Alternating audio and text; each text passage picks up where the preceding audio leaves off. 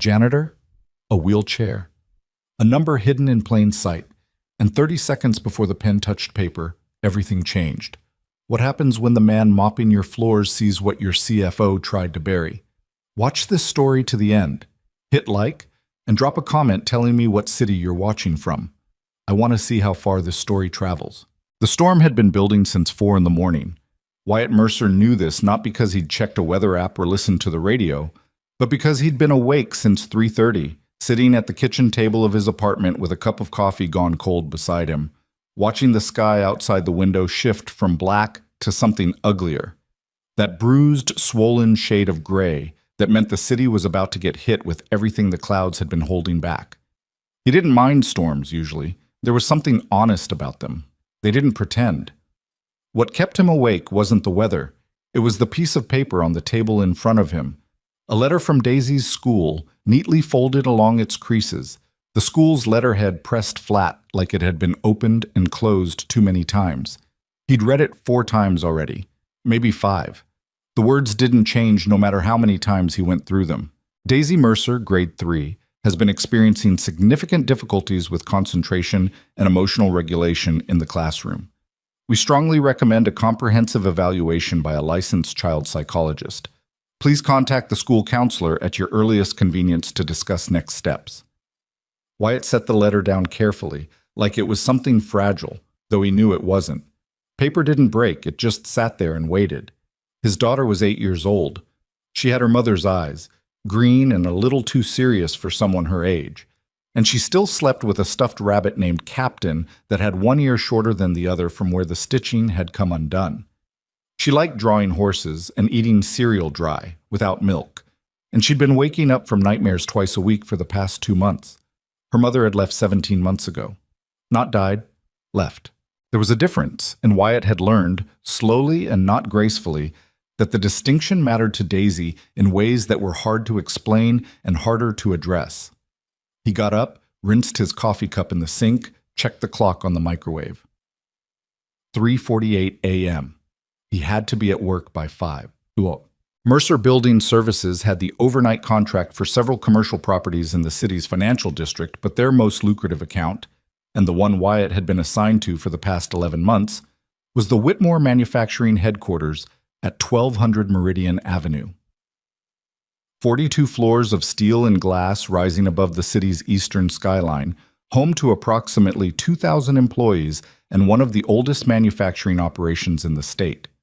Wyatt's assignment was floors 38 through 42, the executive level. He took the service elevator, the way he always did, arriving on 38 at 5:14 with his cart already loaded.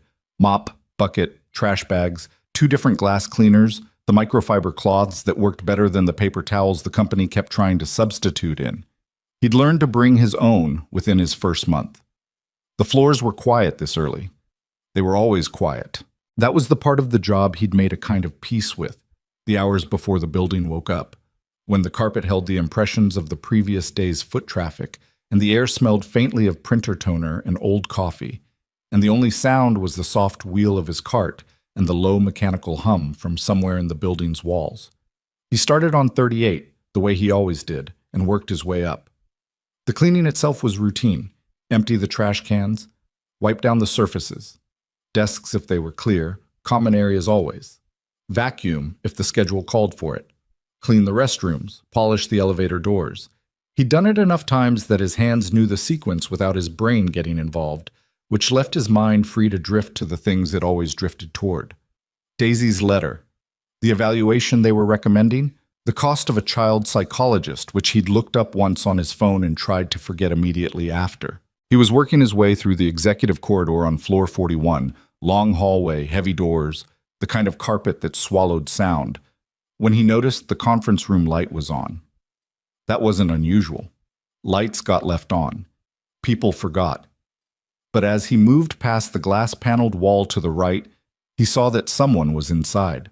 A woman, seated at the head of the table in a wheelchair, her back partially to him, surrounded by papers. She had dark hair pulled back, a blazer that looked expensive even from this angle, and the kind of stillness about her that didn't read as calm so much as controlled. The way someone sits when they're keeping something together by force of will, alone. He almost kept moving. He should have kept moving. But there was a stack of documents on the edge of the conference table nearest the door, and one of them had slid off and landed on the floor just inside the threshold. He could see it from where he stood in the corridor. Wyatt hesitated for a moment, then knocked lightly on the open door. The woman turned. She was younger than he expected, mid to late 20s maybe. A face that hadn't had the edge worn off it yet by however many hours she was clearly working, though it was close. Her eyes were dark and sharp and settled on him with an assessment that happened faster than most people bothered to perform. "There's a paper on the floor," Wyatt said. He kept his voice low. "By the door. You want me to hand it to you?" She looked at the paper. "Yes. Thank you." He picked it up carefully, a document with dense columns of numbers, and brought it to the table. He set it in front of her. He was about to take a step back when something on the page directly in his line of sight caught his eye. He didn't mean to look. He wasn't trying to read anything. But numbers, for Wyatt, had always been the kind of thing that snagged his attention the way a loose thread caught on a nail. Not because he went looking for them, but because once they registered, they didn't let go. He looked at the open page she was working from. A financial summary. A column labeled Quarterly Net Operating Revenue, Q3. And below it, a figure that had been carried forward into a line at the bottom of the page. The number was wrong. Not wrong like someone had made a typo. Wrong like the kind of wrong that happens when a calculation is run from a figure that itself has already been altered. A compounding error that would only be visible if you knew what the underlying number should look like. Wyatt had spent 2 years of his life, before everything collapsed, studying accounting. He'd never finished the degree, but he still saw the world in figures sometimes, in a way he couldn't fully turn off, and this number was off. Significantly off. In a direction that would make the company's revenue picture look considerably worse than it was. He stood there for 1 second too long, and the woman, whose name he did not yet know, looked up from the document she was reviewing to find him still standing there. "Something wrong," she said. Wyatt looked at her. He thought about Daisy at home, still asleep, the stuffed rabbit named Captain on the pillow beside her. He thought about his job, which paid well enough for an overnight cleaning contract in which he needed. He thought about the right and reasonable thing, which was to apologize for lingering and go back to his cart. "That number," he said, and pointed to the figure on the page. "In the Q3 revenue column. I don't think that's right." Timport. Her name was Celeste Whitmore. He learned that part later. What he understood in the moment was the look she gave him. Not insulted, not dismissive, but the kind of focused, evaluating look that people give when something unexpected has happened and they haven't yet decided what to do about it. Like a card player who's just seen a tell they didn't expect. "What do you mean, it's not right?" she said. Her voice was even. She wasn't humoring him. She was asking an actual question. "The figure in that row," Wyatt said. He pointed without touching the document. "That's your net operating revenue for Q3, carried forward. But if I'm reading this right, and I might not be, this isn't exactly my area, the number it's being carried from is already off, like something upstream got changed before this calculation ran." Celeste looked at the page for a moment. Then she looked at him. "You're the night crew," she said. "Yes, ma'am." "And you're telling me there's a computational error in a document that's been reviewed by 3 separate finance teams?" "I'm telling you the number looks wrong to me," Wyatt said. "I could be wrong. I'm not a financial analyst. It caught my eye." She held his gaze for another moment. Then she looked back at the document. Then she picked up the pen she'd been holding and set it down on the table, carefully, in a way that suggested she'd been very close to using it for something important. "What's your name?" she said. "Wyatt. Wyatt Mercer." "How long have you worked in this building, Wyatt?" 11 months, and she nodded slowly. The storm outside had started to hit the windows now, rain in hard, flat lines against the glass, the low rumble of thunder somewhere not far enough away. "Can you show me exactly what you're looking at?" she said. Wyatt pulled a chair over to the table and sat down beside her, and they spent the next 40 minutes going through the document together, and by the end of it, Celeste Whitmore had not signed the papers that had been waiting for her signature.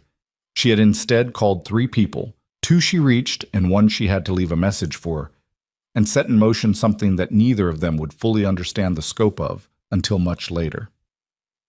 The morning that followed was nothing like Wyatt expected, which was fair because he hadn't expected any morning to go the way this one did. He finished his shift. He had to. He couldn't afford not to, and he also genuinely couldn't think of what else to do. The world felt slightly tilted and off-center in a way that made routine feel necessary. He cleaned the rest of his floors. He took the service elevator back down at 7:45. He signed out with the Mercer Building Services supervisor, a heavy-set man named Dale, who was eating a breakfast sandwich and didn't ask any questions. He was almost to the exit when one of the building's security staff found him. "Mr. Mercer, Miss Whitmore would like you to come back upstairs." Wyatt stopped. "I just clocked out." "I understand. She said to tell you she'll make sure Mercer Services is compensated for your time, and that it would only be an hour." He thought about Daisy, who he needed to get back to before she woke up. He thought about the letter on the kitchen table. He thought about Celeste Whitmore sitting in that conference room at 5 in the morning with a pen in her hand and a document in front of her that would have ended something much larger than just a single company. He went back upstairs. The executive conference room on floor 42 was a different world from the corridor version Wyatt had been cleaning. Full daylight now, or what passed for it behind the storm clouds, and the table that had been empty at 5 in the morning was now occupied by 7 people in suits with the specific kind of expressions that meant they were choosing their words carefully around someone they needed to impress. Celeste was at the head of the table. Someone had brought her coffee, which she hadn't touched. Wyatt came in through the side door, still in his work uniform. Gray shirt, company logo on the chest pocket, the scuffed boots that were comfortable but not much to look at. Several of the people at the table looked at him the way people in certain rooms look at someone who doesn't belong there. Not with hostility exactly, but with that particular brand of polite confusion that functioned as its close relative. "This is Wyatt Mercer," Celeste said. "He works overnight on the executive floors. He flagged the discrepancy I called you all in for this morning." A man at the midpoint of the table saw him, silver-haired with the kind of jaw that suggested he'd spent years being told he looked distinguished, leaned forward slightly. The discrepancy was flagged by the cleaning staff? By this specific person? Yes.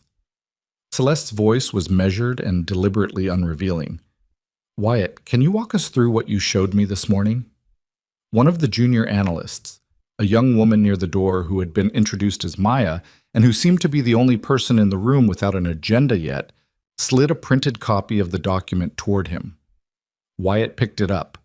He was aware that everyone in the room was looking at him in a way that had varying degrees of skepticism layered into it.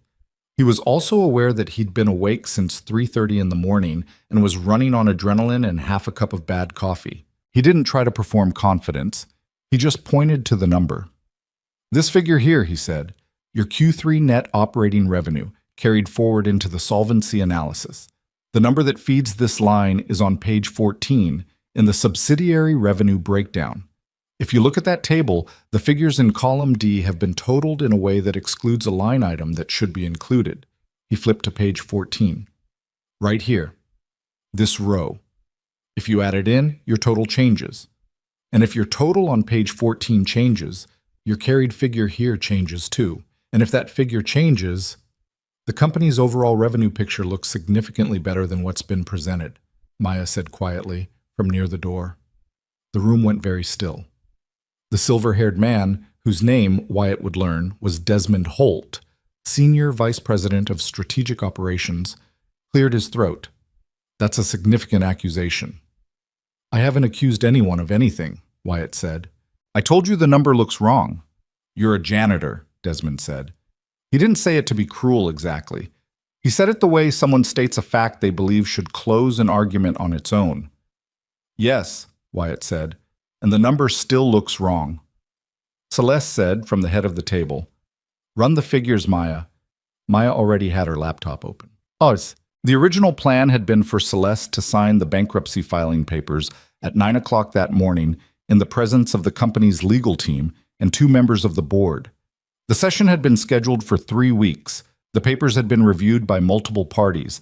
The decision had not been made lightly. Celeste had not been in that conference room at 5 in the morning because she enjoyed early mornings. She'd been there because she hadn't been able to sleep, and because she'd wanted to look at the documents one more time before the signing. not because she expected to find anything, but because she was the kind of person who needed to feel that she had done everything possible before accepting an outcome she didn't want to accept. She hadn't expected to find anything. She'd been right about that. She hadn't found anything, but the night janitor had. Now she sat at the head of the table and watched Maya run figures on a laptop, while the senior staff around her processed the shifting ground under their assumptions, and she felt something she hadn't allowed herself to feel in several months. The sharp, slightly dangerous sensation of not knowing what came next. She preferred certainty. Certainty was manageable. Uncertainty meant variables she couldn't control, and variables she couldn't control had already cost her enough. The accident that had put her in the wheelchair had happened 4 years ago, when she was 23. She hadn't been Celeste Whitmore, CEO, at the time. She'd been Celeste Whitmore, newly minted business school graduate, recently returned home to help her father with the family company after a series of health scares had made it clear he couldn't manage alone. The accident itself, a car, a wet road, a driver who wasn't at fault, had happened on a Tuesday. She remembered the day clearly and remembered almost nothing about the weeks that followed. What she remembered was the point at which she understood that some things didn't change back. And what she'd built from that point forward was a version of herself that worked within what was, rather than grieving endlessly for what had been. She didn't always manage it, but she was better at it than she'd been. The filing papers were still on the table in front of her, unsigned. She'd moved them to the side. She looked at them periodically, the way you look at something you're not sure has finished being relevant yet. Celeste, Maya looked up from her laptop. Her voice had the particular careful quality of someone delivering news that isn't fully good, but isn't what they feared either. If Wyatt's read is correct, and the arithmetic supports it, the excluded line item represents approximately $14.2 million in subsidiary revenue that was not reflected in the solvency analysis. Desmond Holt made a sound that wasn't quite a word.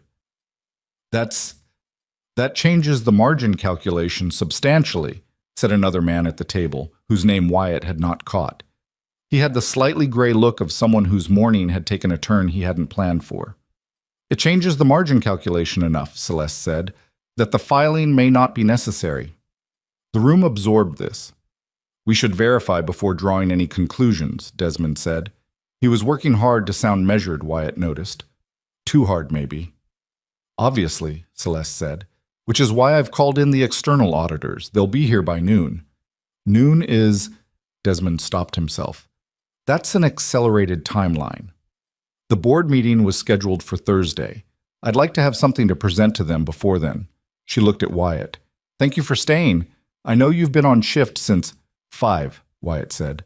Since 5. And I know this isn't your job. A brief pause. Is there anything you need right now? It was an honest question, not a rhetorical one. He could tell the difference. My daughter has school, he said. I need to be there when she wakes up. Something moved across Celeste's face. Not pity, which he wouldn't have wanted, but the kind of recognition that people show when something lands slightly differently than expected. Go, she said. We have your contact information through Mercer Services. We'll be in touch. He nodded, picked up his jacket from the back of the chair he'd been given, and walked out through the door he'd come in. Behind him, he heard Desmond Holt say something to the person nearest him, low and careful, and he heard the quiet, particular tension of a room that had just reorganized itself around new information. He took the service elevator down. It was the same elevator he always took. Outside, the storm was still going. Rain and his sheets across the sidewalk, the street running dark and fast along the gutters. He stood in the entrance for a moment, pulled his jacket up over his head, and ran for the bus stop. Daisy was awake when he got home. She was eating cereal, dry, no milk, in the yellow bowl she preferred, at the kitchen table, watching something on the tablet, already in her school uniform with her socks mismatched in the way that he'd stopped correcting because it seemed to matter to her to choose that particular battle herself. You're late, she said without looking up. I know, I got held up. Is that normal? Not usually. She looked at him then, that green-eyed, slightly too serious look. You look weird. I've been up since 3:30. That's really early, Dad. I know. She slid off her chair and came over and hugged him around the middle, which she sometimes did without warning and without context, as if she'd calculated internally that it was needed and acted on the conclusion. He put his hand on the back of her head. "I called Aunt Renee," she said, her voice muffled against his shirt. "She said she'd pick me up today." "You don't have to do that. I can take you. You need to sleep." She stepped back and looked at him. "I already texted her." Wyatt stood there for a moment, looking at his 8-year-old daughter who had arranged her own school pickup and was now finishing her dry cereal with the calm efficiency of someone with a plan. "When did you get so practical?" he said. "Someone has to be," she said, and went back to her bowl. He showered, he slept for 4 hours, which was not enough but would have to do. When he woke up, there was a missed call from a number he didn't recognize, and a voicemail from a woman who identified herself as a coordinator in the office of the CEO at Whitmore Manufacturing. The auditors, she said, had found additional discrepancies beyond the one Wyatt had flagged. Ms. Whitmore would like to speak with him again at his earliest convenience. Wyatt sat on the edge of his bed in the gray afternoon light filtering through the blinds. He listened to the message again. Then he set the phone down on the nightstand and looked at the ceiling for a long moment. He thought about the number on the page, the way it had snagged on something in his brain the way numbers always did, the way they'd done since he was a kid doing his father's receipts at the kitchen table because his father couldn't keep track of them himself, and then through 2 years of an accounting program he'd never finished, and then through all the years after, when the part of his brain that added things up kept on working regardless of whether it was useful or welcome. He thought about what $14.2 million in missing revenue meant for a company that had been on the edge of filing for bankruptcy. Not just for Celeste Whitmore, though for her too, but for the people who worked there. 2,000 employees, or somewhere near it. 2,000 people who had rent and car payments and kids with school letters on their kitchen tables. He picked up the phone and called the number back. Petya said, The external audit firm, a company called Hargrove and Briggs, whose lead partner was a compact, precise woman named Dr. Alicia Ferris, had, by 3 o'clock that afternoon, identified 7 distinct anomalies in the financial documents that had been presented to the board in support of the bankruptcy filing.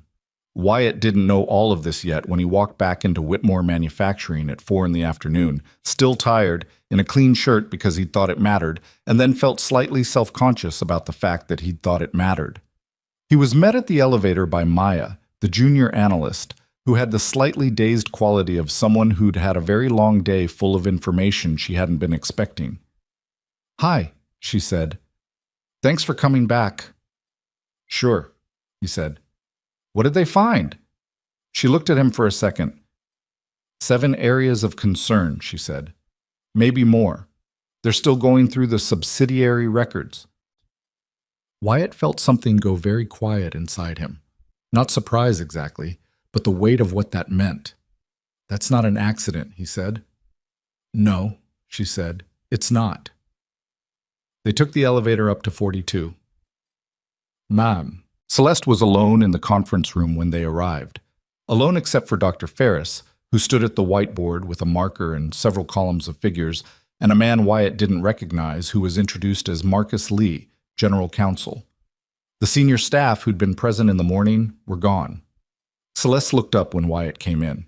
She looked like someone who had spent the afternoon making a series of very fast calculations and had arrived somewhere she needed to think about carefully before proceeding. "Sit down," she said, and it wasn't a command, just a practical suggestion. He sat. Maya sat across from him. Dr. Ferris turned from the whiteboard. "Mr. Mercer, I understand you flagged the initial discrepancy." "I noticed a number that looked off to me," he said. "I wasn't sure." "Your instinct was correct," she said.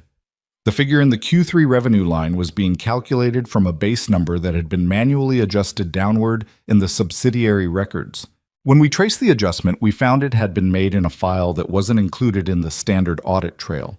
It was buried in a folder structure labeled as archived data. "Someone put it where it wouldn't be looked at," Wyatt said. "Someone put it where it wouldn't be looked at easily, yes." She moved to the whiteboard, pointed to a cluster of figures.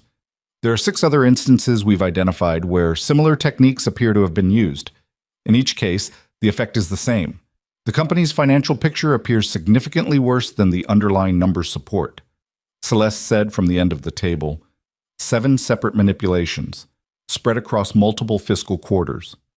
This wasn't a one-time error, Dr. Ferris said. No, Celeste said. It wasn't. The room was quiet for a moment.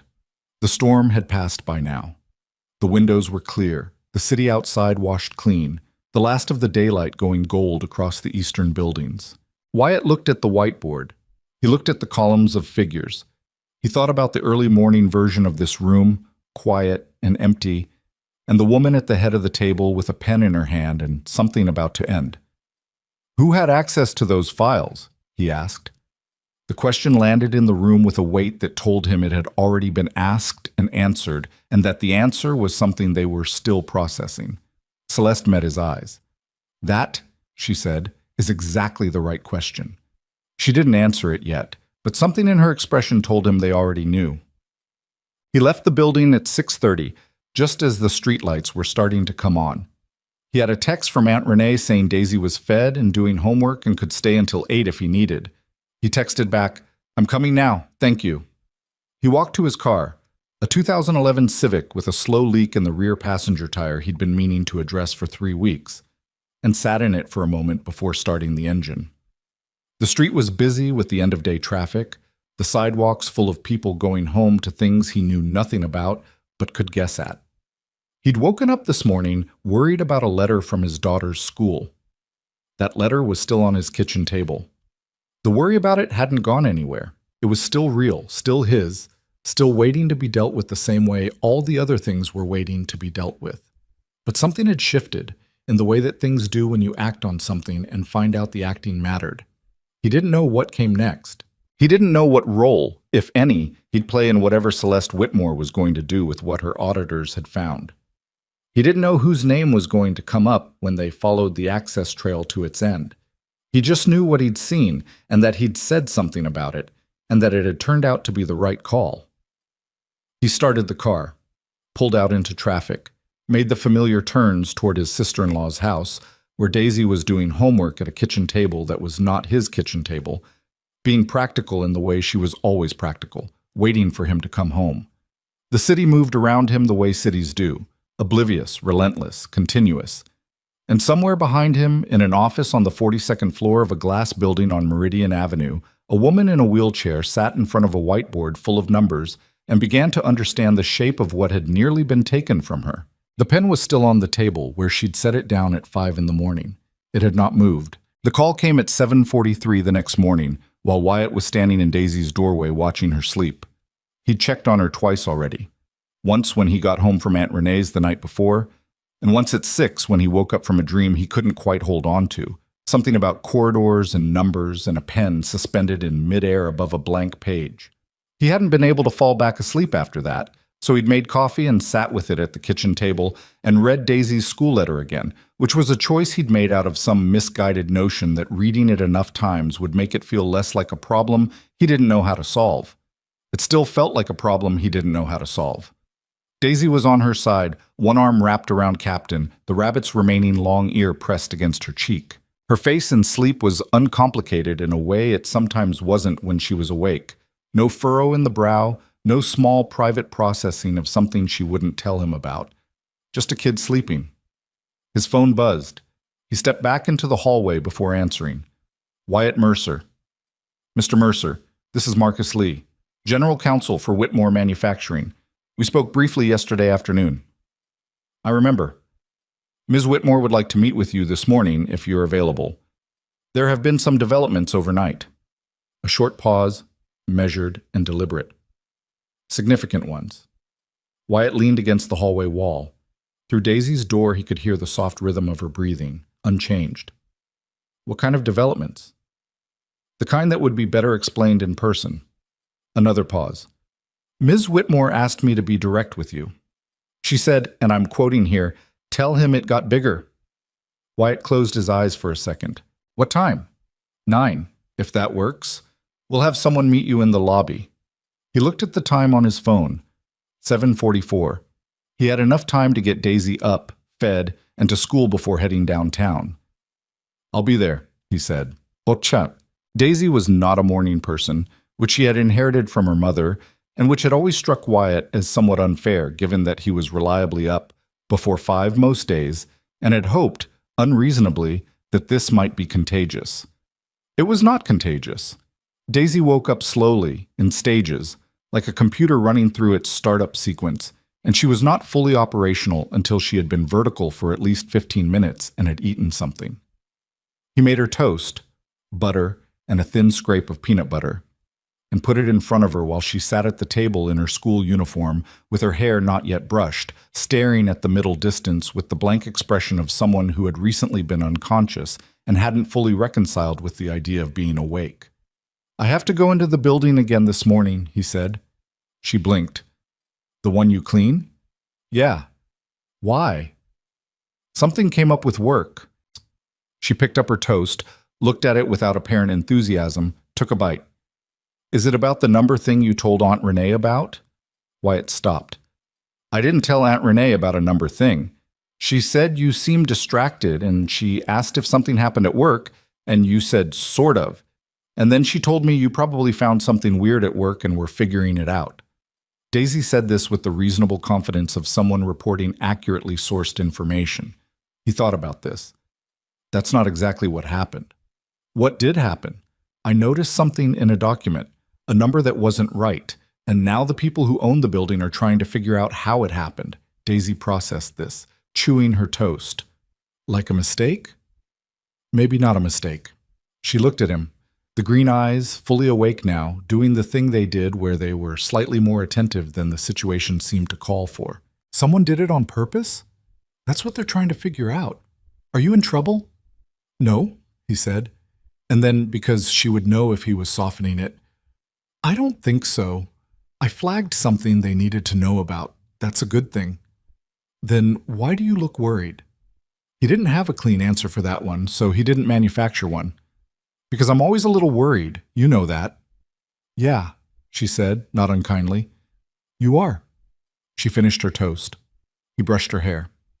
They made it to school by 8:17, which was 3 minutes before the bell, and therefore, by Daisy's metrics, perfectly on time. But the lobby of Whitmore Manufacturing had a different quality at 9 in the morning than it did at 5.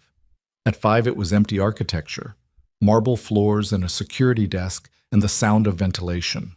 At 9 it was a system in motion, the revolving door cycling people through in a steady stream, badge readers clicking, elevators opening and closing, the particular low-level noise of a large organization starting its day. Wyatt gave his name at the desk. The security guard made a call, nodded, issued him a visitor's badge, which was a new development, and told him someone would be down to get him. The someone turned out to be Maya, who looked like she'd slept about as much as he had, which was to say not quite enough, and who was carrying a coffee she appeared to be using as a life support mechanism. "Morning," she said. "Thanks for coming." "You look like you've been here since last night," he said. "Since 6 this morning," which felt like last night. She pressed the elevator button. "Dr. Ferris's team worked through until 2 a.m. They found more." "More than 7? 11 confirmed, possibly more still being verified." She glanced at him sideways as the elevator opened. "This is a big deal, Wyatt." He followed her in. "I'm starting to understand that." "I don't think you fully understand it yet," she said, and there wasn't anything condescending in how she said it. It was just honest. "I didn't fully understand it until this morning, Sab." The conference room on 42 looked like a place where people had been working for a long time. The clean table from yesterday had given way to organized chaos. Stacks of printed documents, laptops with multiple windows open. A whiteboard now covered in 2 colors of marker with lines connecting figures to names to dates. Someone had brought in a tray of food that had been mostly picked over, a coffee station in the corner that had clearly seen heavy use. Dr. Ferris was there. Marcus Lee. A woman Wyatt hadn't met, introduced as Sandra Park from the legal team. And Celeste, at the head of the table, with a legal pad in front of her covered in notes in a handwriting he couldn't read from where he stood. She looked up when he came in. "Morning," she said. "Sit down." He sat. Maya took the chair beside him, wrapped both hands around her coffee. "I'll get to the point," Celeste said. "Hargrove and Briggs worked through last night. What they found is not a series of calculation errors. It's a coordinated pattern. 11 confirmed instances of financial data being manipulated. In each case, in a direction that makes the company look weaker than it is. These adjustments span 4 fiscal quarters and touch 3 separate operating divisions. Wyatt looked at the whiteboard, the lines connecting the figures to the names. Someone needed the company to look like it was failing, he said. Yes. So that, he stopped, worked it through. So that when it did file for bankruptcy, or came close enough that the board had to consider a distressed sale, certain buyers would be positioned to come in at a fraction of what the company is actually worth. The room was quiet. That is the working theory, Marcus said carefully, which we are not stating publicly at this time. But yes, Celeste said, and she didn't look away from Wyatt when she said it. That's what the numbers suggest. Wyatt sat with that for a moment. He thought about the filing papers that had been on the table the morning before waiting for her signature. He thought about the pen. How close was it? He said. The signing was scheduled for 9 a.m. yesterday, she said. I was in that conference room at 5 because I couldn't sleep, and I wanted to look at the documents one more time. And I came in to hand you a paper off the floor. And you came in to hand me a paper off the floor. Something moved across her face. Not quite a smile, not quite not one. The margin between what almost happened and what happened instead is about 11 inches. That's how far the paper fell from the table. The weight of that sat in the room for a moment like a physical thing. What do you need from me? Wyatt said. Celeste leaned forward slightly. Your read on numbers is... She paused, choosing words carefully. It's not standard. Most people with financial training look for what they're looking for. You looked at that document with no context, no prior investment in what it should say, and you spotted an anomaly that 3 finance teams missed. I wasn't looking for it, he said. That's probably why. Exactly, which is why I want you involved in the review process. She held up a hand before he could respond. I know that's an unusual request. I know it's outside your job description. I'm not asking you to become a forensic accountant overnight. But Dr. Ferris's team is going through thousands of pages of records, and I want a second set of eyes on anything they flag. Someone who will look at the raw numbers without being influenced by what the numbers are supposed to say. Wyatt looked at Dr. Ferris. Is that something she agreed to? Dr. Ferris gave him the careful, assessing look of someone who had developed a professional opinion about him based on evidence. You have an unusual aptitude, she said. Whether or not you have formal credentials, your read yesterday was correct. In my experience, that matters more than the credentials in a situation like this one. I have 2 years of accounting coursework from about 9 years ago, Wyatt said. I never finished the degree. Why not? Maya asked. It wasn't intrusive the way she asked it, just curious, the way someone is curious when they're trying to understand a person rather than categorize them. Life changed faster than the degree program did, he said, which was the short version and the only version he offered. Nobody pushed it. I'll do it, he said. I'll need to work around my shift schedule. We'll accommodate that, Celeste said. And I have a kid, 8 years old. Some days I have to be somewhere at a specific time, and it's not negotiable. That's fine. He looked at her. She looked back at him without impatience or qualification, and he decided that she meant it. All right, he said. Show me what you've got. They worked through the morning and into the afternoon. Dr. Ferris walked him through the methodology the audit team was using, which was thorough and systematic, and which Wyatt understood about 80% of immediately and spent the remaining time getting up to speed on. Maya pulled documents. Celeste drifted in and out of the room. She had other things running simultaneously. The company didn't stop because her finance records were under investigation. But she always came back, and when she was in the room, she was present in a way that meant she was actually listening, not just appearing to. What emerged from the documents, slowly and with the grinding logic of evidence building on evidence, was a picture of something that had taken months to construct. The manipulation hadn't been done clumsily. That was what made it hard to find through a standard review. The individual adjustments were each small enough to be explainable as rounding differences, estimation variances, minor classification shifts, the kinds of things that happen in any large organization's financial records, and that reviewers learn to treat as noise rather than signal. But when you laid all 11 instances out together, When you looked at the direction each one pushed and the cumulative effect, the pattern resolved clearly. Someone had spent a significant amount of time making Whitmore Manufacturing look like it was drowning, and they'd started doing it approximately 18 months ago. 18 months of slow, careful erosion. Who would write access to these files? Wyatt asked, midway through the afternoon, looking at a list of access logs Maya had pulled. The file systems in question are managed by the finance division, Dr. Ferris said.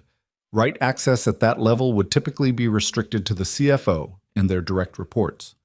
CFO is Graham Holloway, Celeste said from the door. She'd come back in without Wyatt noticing, which he was starting to recognize as a habit of hers. She was quiet in the wheelchair in the way that people who've had reason to think about how much space they take up are sometimes quiet. He's been CFO for 3 years. Is he here today? Wyatt said. Something in the room shifted. Not obviously, but enough. He called in this morning, Marcus said. Personal matter. He called in the day after the external audit team found 11 instances of data manipulation in files he controls access to. That's correct, Marcus said evenly. Wyatt looked at the access logs. I'm not going to speculate about what that means. I just want to make sure someone is tracking where he is. That's being handled, Celeste said. He looked up at her. Her face was composed in the way it was usually composed. Careful, controlled. The thing underneath it visible only at the edges if you knew to look. And he was starting to, a little. Are you okay? He said. It was a direct question, which was probably not protocol. Maya looked up from her laptop. Dr. Ferris became briefly interested in her notes. Marcus studied the middle distance. Celeste appeared to consider several responses. No, she said finally. Not entirely. And then, thank you for asking. Fab. Graham Holloway had been CFO of Whitmore Manufacturing for 3 years, and in those 3 years he had cultivated a very specific version of himself. Measured, precise, authoritative, the kind of man whose calm and difficult financial discussions read as competence and whose competence read as indispensability. He was, in fact, competent. That part wasn't a performance. He knew finance the way some people know languages, fluently, with the ease of someone who had grown up thinking in its grammar. He'd been hired by the board over Celeste's reservations, which she had expressed once and then set aside because she'd been 24 and 2 years into learning how to run a company she hadn't planned to run so soon, and the board's confidence in Graham had outweighed her uncertainty about him. She'd spent the last several months trying to determine whether that uncertainty had been instinct or inexperience. She thought now that she knew the answer. Graham lived in a townhouse in the city's north end, a 40-minute drive from Meridian Avenue. He had a wife named Constance and a daughter in college, and a membership at a golf club he mentioned too often. He drove a car that was exactly as expensive as it needed to be to signal the right things to the right people without being ostentatious about it. He was smart. That was the thing about people who did what he appeared to have done. The ones who lasted long enough to do real damage were always smart. Stupid people got caught quickly. Careful people were much harder. He had been very careful, but he had not accounted for a storm on a Wednesday morning, or a piece of paper sliding off a conference table, or a night janitor who still saw numbers the way his father had taught him to see them, as a language that didn't lie even when the people reporting them did. At 3:15 in the afternoon, something happened that Wyatt noticed before anyone else in the room. They were working through a set of records from the company's third operating division, manufacturing equipment leasing, a segment that had shown particularly significant discrepancies, and Wyatt had been going through the underlying transaction logs while Dr. Ferris's associate worked through the summary reports. It was slow work, methodical, the kind that required a certain state of mind that was more receptive than active. He found it in a line item from 14 months ago, a payment record. The number itself was within normal range, but the payee code, a sequence of letters and numbers identifying the receiving entity, appeared twice in the records in a way that didn't match the transaction pattern around it. Maya, he said. She looked up. He pointed to the screen. Can you search this payee code across all divisions? Not just this one. She ran the search. It returned 43 results, spread across all 3 operating divisions, spanning the past 18 months. For a moment, nobody in the room said anything. "That's a shell company," Dr. Ferris said from over his shoulder. Her voice had the specific quality of someone who has been expecting to find something and is now looking at it. "Payments to an entity that appears in all three divisions simultaneously," Wyatt said. "Same code, same payee identifier, same 18-month window." "And the total?" Celeste said. Maya ran the sum. She read it off the screen. $4,316,000. Over 18 months, Wyatt said. Small enough per transaction to not trigger automatic review flags. Large enough in total to matter to someone, Celeste said. She was looking at the screen with an expression that had moved past controlled and into something rawer and more immediate. Not panic. Something closer to the look people get when they finally see the full shape of something they've been living inside of and couldn't step far enough back to view whole. Someone was being paid, she said, while the records were being altered. That's what it looks like, Dr. Ferris said. And the investors who were positioned to acquire the company at distressed prices, we need to know if any of them have a connection to this payee entity. Already pulling those records, Marcus said, from the corner where he'd been on his laptop for the last 10 minutes. Wyatt leaned back in his chair. His back ached. He'd been at this table for 6 hours, which was not something his body was accustomed to doing in a chair that was not the ergonomic disaster he usually worked from. He thought about his shift, which started at 5 in the morning, which was 14 hours from now, which meant he needed to eat something and sleep between now and then. I need to take a break, he said. Nobody objected. Maya slid a granola bar across the table at him, which he accepted because he was hungry and had too much pride about exactly nothing at this point in the day. Celeste pushed back from the table and moved toward the windows. She did this sometimes, he'd noticed, when the room got too concentrated with information and implication and the need to process it all. She moved toward the light. He didn't know if she was aware she did it. Outside, the city was doing its mid-afternoon thing. The storm from the previous day had cleared entirely, and the light was that particular late autumn clarity that made everything look slightly more defined than usual, edges sharp, colors certain. Wyatt ate the granola bar and watched her from across the room. He'd been trying for 2 days to get a coherent read on Celeste Whitmore, and he kept arriving at the same conclusion. She was someone who had learned through what appeared to have been a genuinely difficult process to present a surface that gave very little away. The control was real, not performed, not brittle. It had been built from something, which meant it had cost something, but the cost was visible sometimes, in the moments between the composure. For what it's worth, he said from across the room, this is going to be survivable. She turned to look at him. You can't know that. No, he said, but the company has real value. The financials, without the manipulation, support that. Whatever Graham did, and we don't know yet exactly what Graham did. We have a pretty good idea what Graham did, she said. Yeah, we do. But even so, the underlying business is real. That's not nothing. She held his gaze for a moment. You're trying to make me feel better. I'm trying to say something accurate, he said. Whether or not it makes you feel better is your call. Something shifted in her expression. A small thing, a fraction of an easing. You're very direct, she said. It saves time. I've noticed. She looked back out the window. My board meeting is Thursday. That's tomorrow morning. We have between now and 9 a.m. to build a case strong enough to convince 12 people to vote against a filing that 3 of them were already planning to vote for. 3 out of 12? 3 who were in favor of the distressed sale option, yes, before we found any of this. She didn't say the names. He didn't ask. How many do you need? A majority, 7. I have 6 that I'd call reliable. She paused. Had 6. Before this, I would have called Graham reliable. The last word landed in the room and stayed there. For what it's worth, Maya said from behind her laptop, not looking up, the 7th might not be as hard to convince as you think. I've been doing some background research, and Diane Kowalski voted against the original acquisition proposal 2 years ago. She's not going to love finding out the books were cooked. Diane is cautious, Celeste said, not necessarily opposed. Cautious people vote with the evidence, Wyatt said. You're going to have evidence. He left at 5:30, later than he'd meant to, with a folder of documents Dr. Ferris had cleared for him to review at home. He wasn't sure exactly when he'd become the kind of person who took financial forensics documents home, but here he was. He picked up Daisy from the after-school program. She had a drawing she wanted to show him, a horse with a very long mane that she'd named Constellation, for reasons she didn't fully explain, but which seemed important to her. And they stopped at the grocery store because the refrigerator at home had reached the point of honestly reflecting their week. Daisy pushed the cart with the focused intensity she brought to most tasks. Wyatt pushed the budget. "Are you going to that building again tomorrow?" she asked, somewhere in the pasta aisle.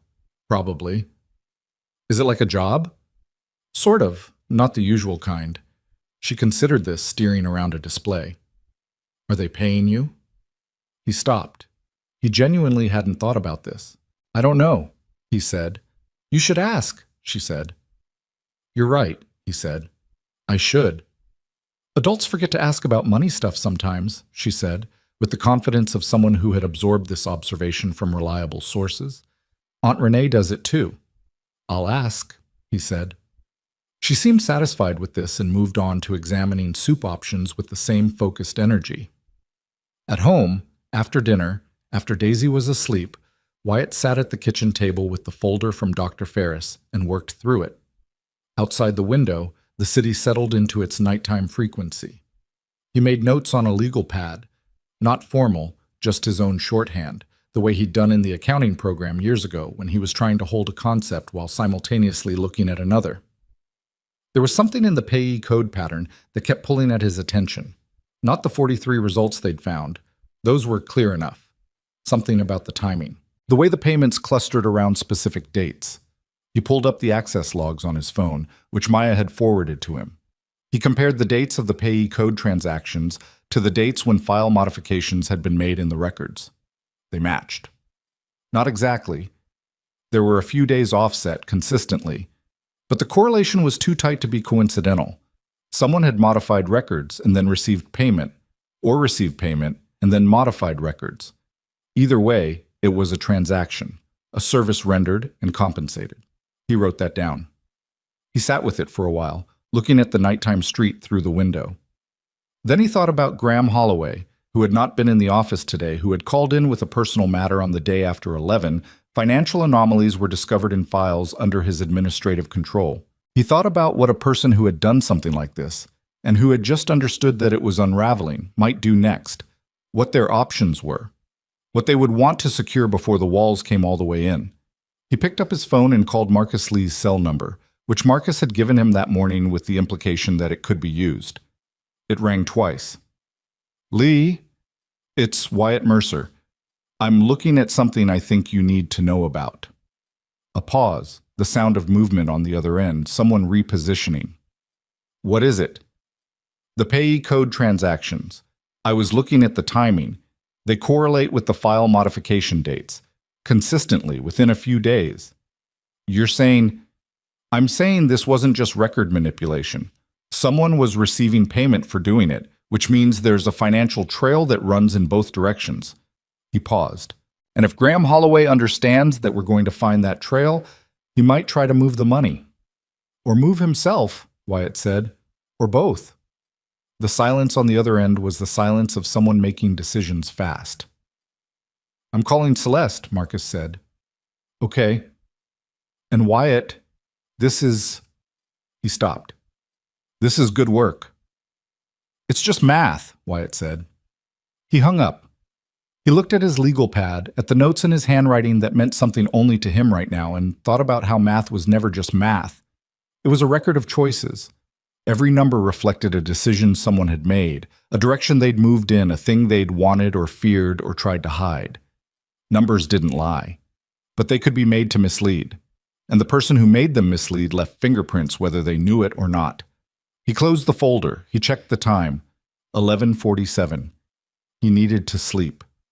5 a.m. came at the same time it always did, indifferent to what had or hadn't been resolved by then. He turned off the kitchen light and went down the hallway, pausing at Daisy's door. She was still asleep, captain against her cheek, the drawing of Constellation sitting on the desk by the window where she'd put it before bed. A horse with a very long mane, dark crayon lines confident on the page, the legs a little uneven, but the motion of it somehow right anyway. He stood there for a moment, the way he did.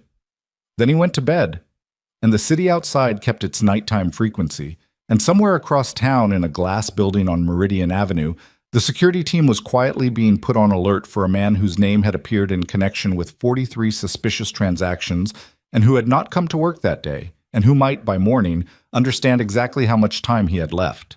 The board meeting was set for 9 o'clock Thursday morning, and by 6 a.m. Wyatt was already in the building, not because anyone had asked him to be. He'd woken at 3:45, 2 minutes before his alarm, the way he always did when something was running in the back of his mind that his sleeping brain refused to let go of.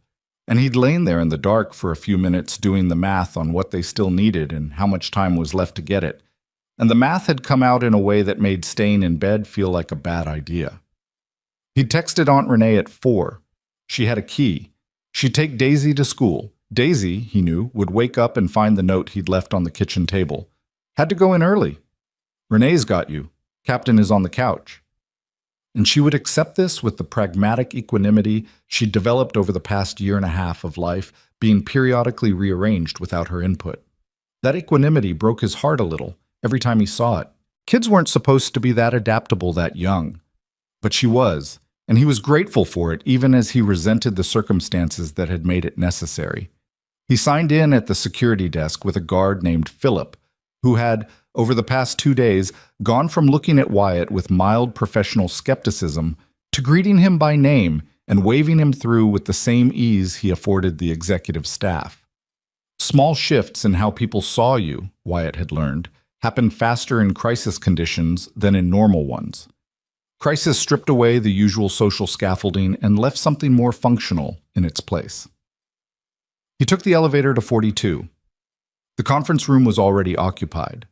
Celeste was there, and Marcus, and Dr. Ferris, and a man Wyatt hadn't seen before, a late 50s, rumpled suit, reading glasses pushed up on his forehead, who was introduced as Detective Ray Coburn from the city's Financial Crimes Unit. He had the quiet, unhurried manner of someone who had seen a lot of people try to hide things and had developed a sustainable patience for waiting them out. "Morning," Wyatt said. "Mr. Mercer." Coburn looked at him with the evaluating look of someone adding new information to an existing picture. "I've been hearing about you." "Good things, I hope." "Useful things," Coburn said, which was the kind of answer Wyatt decided he respected. He sat down. The table was covered with documents again, organized now more systematically than the day before, with colored tabs and printed summaries and what appeared to be a presentation outline that Marcus was reviewing with a red pen. Dr. Ferris had her laptop open and a timeline visible on the screen, the 18 months of manipulation mapped against dates and transactions in a visual format that made the pattern obvious in a way that even a non-specialist could follow. "Where are we?" Wyatt said. Celeste looked up from the legal pad she was writing on. She had the particular focused quality she carried in the early hours, sharper than later in the day, which he'd noticed, though she was always sharp. "Graham is in custody," she said. Wyatt stopped. "Since when?" "Since 1:30 this morning." A pause. He was stopped at the airport, Terminal B, International Departures. He had 2 bags checked and a carry-on and a one-way ticket. "Where to?" "It doesn't matter now," Marcus said. "What matters is that Coburn's team executed a search of his office last night and his home this morning, and what they found," he glanced at Coburn, "confirms the financial trail," Coburn said, "and then some." He pulled a folder from the stack in front of him. "We found a secondary set of records on a personal laptop at his residence. Not encrypted well enough for someone who clearly thought he was being clever. Transfer records, communications with 2 individuals associated with a private equity consortium called Meridian Capital Partners, which is not a name you should recognize from any legitimate business relationship with this company." "Meridian Capital Partners was positioning to acquire the company," Celeste said. Her voice was steady and careful, the way a person speaks when they're reporting something that still makes them angry, but they've decided that being controlled is more useful than being angry right now. At approximately 30 cents on the dollar of its actual value. Graham was their contact inside the company. He's been systematically degrading our financial picture for 18 months to make that acquisition possible. The room was quiet, with the specific weight of something that had been suspected becoming confirmed. The shell company, Wyatt said. Owned by a nominee director with no traceable connection to Meridian, Coburn said. But the money moved through 2 intermediaries before landing in an account in Graham's wife's name. She's been interviewed. She didn't know. 43 payments, Wyatt said. 43 payments totaling $4.3 million, Coburn said. For 18 months of work that would have netted Meridian Capital somewhere between $60 and $80 million in undervalued assets. He closed the folder. It's a clean scheme, honestly, except for the part where it didn't work. Because of the paper on the floor, Maya said from the end of the table. She said it quietly, almost to herself. Nobody contradicted her. On. The thing Wyatt hadn't fully anticipated about being inside a crisis of this scale, not the financial piece, which he could follow, but the human and institutional piece, was how many separate conversations were happening simultaneously and how little any single person could see the whole of it. Celeste was managing 4 things at once, as far as he could observe. The board meeting preparation, the communication with legal about Graham's arrest and what it could and couldn't be disclosed publicly before the meeting, the external auditor's final report, which Dr. Ferris was finishing, and which needed to be in a form that the board could absorb in real time. And somewhere underneath all of that, the ongoing reality of running a company that had 2,000 employees who did not yet know any of this had happened, and who would be showing up for work this morning expecting the building to function the way it always did. At 7:15, Wyatt was going through a final set of transaction records with Maya when Celeste's phone rang. She looked at the screen, set down her pen, and answered it with a particular controlled steadiness that told him it was someone she'd been waiting to hear from and wasn't sure what they'd say. The call lasted 4 minutes. He couldn't hear the other end. He could hear Celeste's side. 2 yeses, 1 flat statement he couldn't parse, and then a silence that lasted long enough that he looked up from the documents, and then a quiet, measured, "Thank you for calling me directly," and she hung up. She set the phone on the table and sat with it for a moment. "Celeste," Marcus said. "That was Diane Kowalski," she said. "She heard about Graham." A pause. "She wants to know if we have enough to support a full reversal of the board's prior position on the filing." "We have enough," Dr. Ferris said. "That's what I told her." Celeste picked up her pen again. "She's coming in early, 7:45. That's good," Marcus said. "It might be enough. It might not be. We still have the 3 who were already aligned with the acquisition position." She looked at the table, at the documents spread across it, at the timeline on Dr. Ferris's screen. "We need the presentation to be clean. Not just accurate, clean. Board members don't process dense financial exhibits under time pressure the way auditors do. They need to see the shape of it fast." "Maya and I can work on the summary slides," Wyatt said. Celeste looked at him. "You know how to do that?" "I know what should be in them. Maya knows how to make them look like something a board member would actually look at." Maya was already opening a new file. "He's right. Give me the top 5 findings and I'll structure it so it reads in under 10 minutes. "You have 2 hours, Celeste said. "We'll have it in 90 minutes, Maya said. But they had it in 83. It wasn't elegant. There wasn't time for elegant. But it was clear, which was better. 5 exhibits. The pattern of manipulation across 18 months. The payee code transactions and their correlation with file modification dates. The identity of Meridian Capital Partners and their acquisition positioning. The corrected financial figures showing the company's actual revenue picture. And a 1-page summary written in plain language that any educated adult without a finance background could read and understand in 5 minutes. Wyatt wrote the summary himself. Maya reformatted it 3 times until it didn't look like something a tired person had written at 7 in the morning, which was what it was. At 8:05, Diane Kowalski arrived. She was a woman in her early 60s with the upright posture of someone who had been taking seriously the responsibility of being in rooms like this one for a very long time. She read the summary. She asked Dr. Ferris 2 precise questions about methodology. She asked Coburn 1 question about the status of the criminal investigation. Then she looked at Celeste. "Who spotted the initial discrepancy?" One of our overnight maintenance staff, Celeste said. Diane looked around the room. Her eyes landed on Wyatt. You? She said. Yes, ma'am. She studied him for a moment with the look of someone recalibrating something. What made you say something? Wyatt considered the question.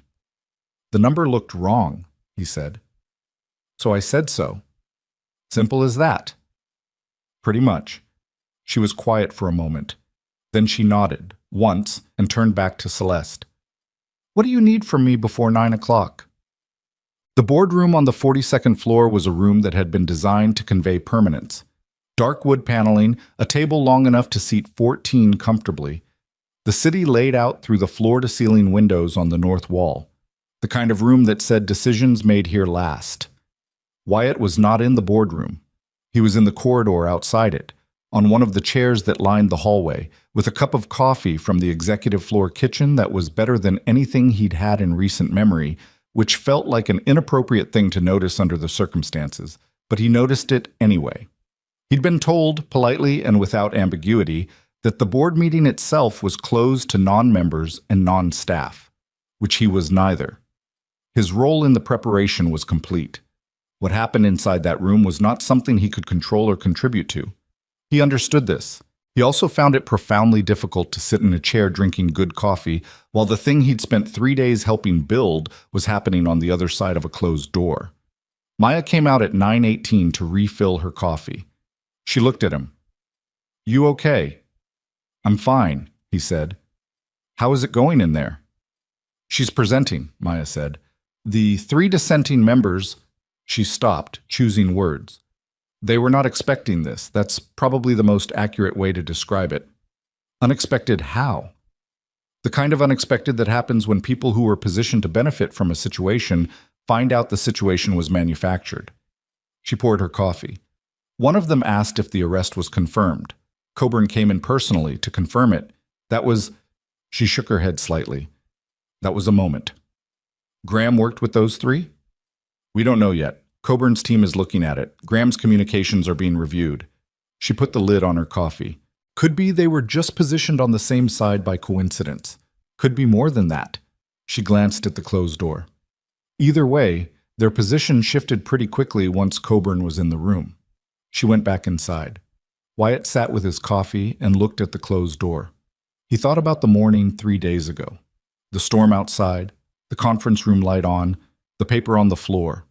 He thought about the choice he'd made in the 3 seconds between picking up the document and setting it on the table. To say something or to not say something. How that choice had not felt, in the moment, like anything significant. How it had felt like the kind of small thing that reasonable people did when they noticed something. The baseline of what it meant to be a person who was paying attention to the world around them. He hadn't been trying to be a hero. He'd been trying to return a fallen document and go back to his cart. But here he was. Wow. The door opened at 10:47. Not because the meeting was over. He could hear voices still, the kind of voices that indicated discussion was ongoing, but because Celeste needed something. She wheeled out into the corridor and pulled the door mostly shut behind her. She saw him in the chair and stopped. You're still here, she said. I didn't have anywhere pressing to be, he said, which was technically true. His shift didn't start until 5, and Renee had Daisy until 4. She came toward him. She looked tired in the way that people look when they've been running on controlled energy for a sustained period, and the control is starting to cost more than usual. But there was something in her face that hadn't been there 2 days ago. Something that looked like it might be on the far side of the worst of it. The 3 dissenting members have asked for a recess, she said. 20 minutes, to review the exhibits independently. That's good? That's better than them voting against. Whether it's good depends on what they decide during the 20 minutes. She stopped beside him. The hallway was empty except for them. I need to ask you something. Okay. The payment timeline you identified last night, the correlation between the file modifications and the shell company transactions. How confident are you in that? Very, he said.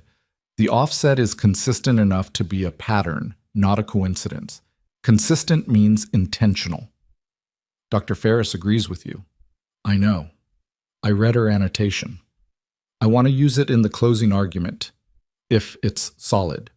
It's solid, he said. What's the specific question you want to answer with it? She looked at him for a second. Whether the manipulation was a single actor operating independently or whether there was instruction coming from outside the company. Wyatt considered this. The timeline suggests instruction, he said. The payments follow the modifications within 3 to 5 days. Consistently. That's not someone acting on their own initiative and then collecting. That's someone completing assigned tasks and getting paid for completion. The sequence matters. Celeste nodded slowly. She was processing it, putting it into the framework of what she was about to go back in and say to 12 people who were going to vote on something that determined the next several years of this company's existence. You're good at this, she said. It wasn't a compliment exactly. It was an observation. I told you, math doesn't lie. It's not just the math, she said. It's the way you think about what the math means. That's different. He didn't respond to that. He wasn't sure what the right response was. She turned to go back toward the boardroom door and then stopped. She didn't turn around when she spoke. For what it's worth, she said, when I was in that room at 5 a.m, I had already decided. I had decided that the filing was the right thing, that there was no path left, that I'd been wrong to think we could pull out of it, that my father's company was done. A short silence. I had decided all of that, and I was wrong. And I would have acted on being wrong, and it would have been irreversible. But you didn't, Wyatt said, but because of you. She said it simply, without weight or drama, the way someone states a fact they have no interest in debating. Because of a paper on the floor, he said. She turned around at that, looked at him. That's not the same thing, she said. Then she went back inside. The 20-minute recess became 35. Wyatt stayed in his chair. He finished his coffee. He called Aunt Renee to check on the afternoon logistics and talked to Daisy briefly, who was at lunch and reported that she had traded her apple for someone else's crackers, which she seemed to feel was a favorable exchange. How's your day? She asked. Complicated, he said. Good complicated or bad complicated? He thought about the boardroom door closed, 12 people on the other side of it. He thought about the presentation he and Maya had built at 7 a.m, the summary he'd written in plain language because sometimes the most important thing you could do with information was make it accessible to the people who needed to act on it. I think good, he said. I'm not sure yet. Okay, she said. I made a new drawing at art today. It's a building. Is it this building? No, she said, with the certainty of someone who has not been told what building and therefore has no reason to draw it. It's a made-up one. It has a garden on the roof. Sounds nice. I put a horse in the garden. Of course you did. He could hear her smile through the phone. See you later, Dad. See you later. He hung up. The hallway was quiet around him. Somewhere in the building below, 2,000 people were doing what they did on Thursday mornings. Meetings and emails and the small machinery of keeping an organization functional. And none of them knew how close they'd come. The boardroom door opened at 11:42. Marcus came out first. He looked at Wyatt with an expression that took Wyatt a second to identify, because it wasn't an expression Marcus had worn in the 3 days he'd known him. Relief. That was what it was. The vote? Wyatt said. 10-2, Marcus said. Against the filing. The acquisition position has been formally rejected. He let out a breath that sounded like it had been held for some time. The bankruptcy filing is off the table. Wyatt sat with that for a moment. 10-2. Which meant the 3 who had been aligned with the acquisition position had broken. At least one of them, at least partially, had come across. And Diane Kowalski had been the 7th, and there'd been enough beyond that. Celeste, he said. She's still inside. She'll be out in a few minutes. He nodded. He looked at the door. Through it, he could hear the shift in the room, voices moving differently than they had before, the specific audio quality of a decision that has been made, and the room beginning to reorganize around it. She came out at 11:58. The board members filed out around her. Some of them nodded at him as they passed, though he didn't know if they knew who he was or were just performing the social habit of acknowledging people in hallways. The 2 who had voted against the reversal walked past without eye contact. Celeste stopped beside his chair. She was not demonstrably different from how she'd looked before going in. She had not, he gathered, been the kind of person who showed things loudly, even when things were worth showing loudly. But there was something different, not performed, actual. The quality of someone who has been carrying a very specific weight for a very specific period and has just been told they can set it down. Not gone, not over, but shifted enough to breathe against. 10-2, she said. I heard, he said. Norman Graves and Philip Sato voted against. She said the names without bitterness, just clarity. That's the conversation for another day. But the other one, Bradford Hess, he actually apologized. In the room, which is, she stopped. That almost never happens. He voted with you? He was the third. He voted with us. She looked down the corridor at the windows at the end where the city was doing its late morning thing in the November light. The company is still in trouble, genuinely. The financial situation is difficult without Graham's manipulation, but the manipulation didn't create the problems. It just accelerated them. We have real work to do. But you have time to do it, Wyatt said. We have time, she said. Yes. The difference between those two things, no time and some time, was not a small difference. He knew that. She knew that. Everyone who had been in that building for the past 3 days knew that the distance between what almost happened and what had happened instead was the distance between an ending and a continuation. What happens to Graham? Wyatt asked. That's Coburn's department, she said. Criminal charges, certainly. Civil liability. His wife is... I feel for her, honestly. She didn't know. That's going to be a very hard thing to live with regardless. And Meridian Capital? Under investigation. Their acquisition bid is dead. Whether their principals face charges depends on what Coburn's team finds in the communications, how explicit the instruction was. She paused. There's enough to be worth looking at. Whether there's enough for charges is a question for people with law degrees. Marcus has a law degree, Wyatt said. Several of them, she said, with something that was almost a smile. He seems pleased about that right now. They stood in the corridor for a moment, both of them slightly hollowed out from the week. The way you feel after a sustained high-tension period when the immediate pressure releases and the body starts to catch up on what it's been running from. I owe you something, Celeste said. You don't, he said. I do. And I'm going to figure out what that looks like. She turned to look at him directly. Not today. Today I have about 11 more things to do before I can leave this building. But soon. He nodded. Go home, Wyatt, she said. Go get your daughter. He stood up. His back registered its objection to having been in a hallway chair for 2 hours, which he addressed by ignoring it. For what it's worth, he said, the way you handled the last 3 days, I don't know how much of what you did was visible in that room. The preparation, the evidence building, holding everything together while also running the company. Most of that was invisible to the board. They saw the presentation. They didn't see the 4 a.m. work underneath it. She looked at him for a moment. Is that supposed to make me feel better or worse? Neither, he said. I just think the people who do the invisible work should hear that someone saw it. She held his gaze for a moment. He didn't look away, and neither did she. And it was the kind of moment that didn't need to be described or named to be real. Go home, she said again. He went.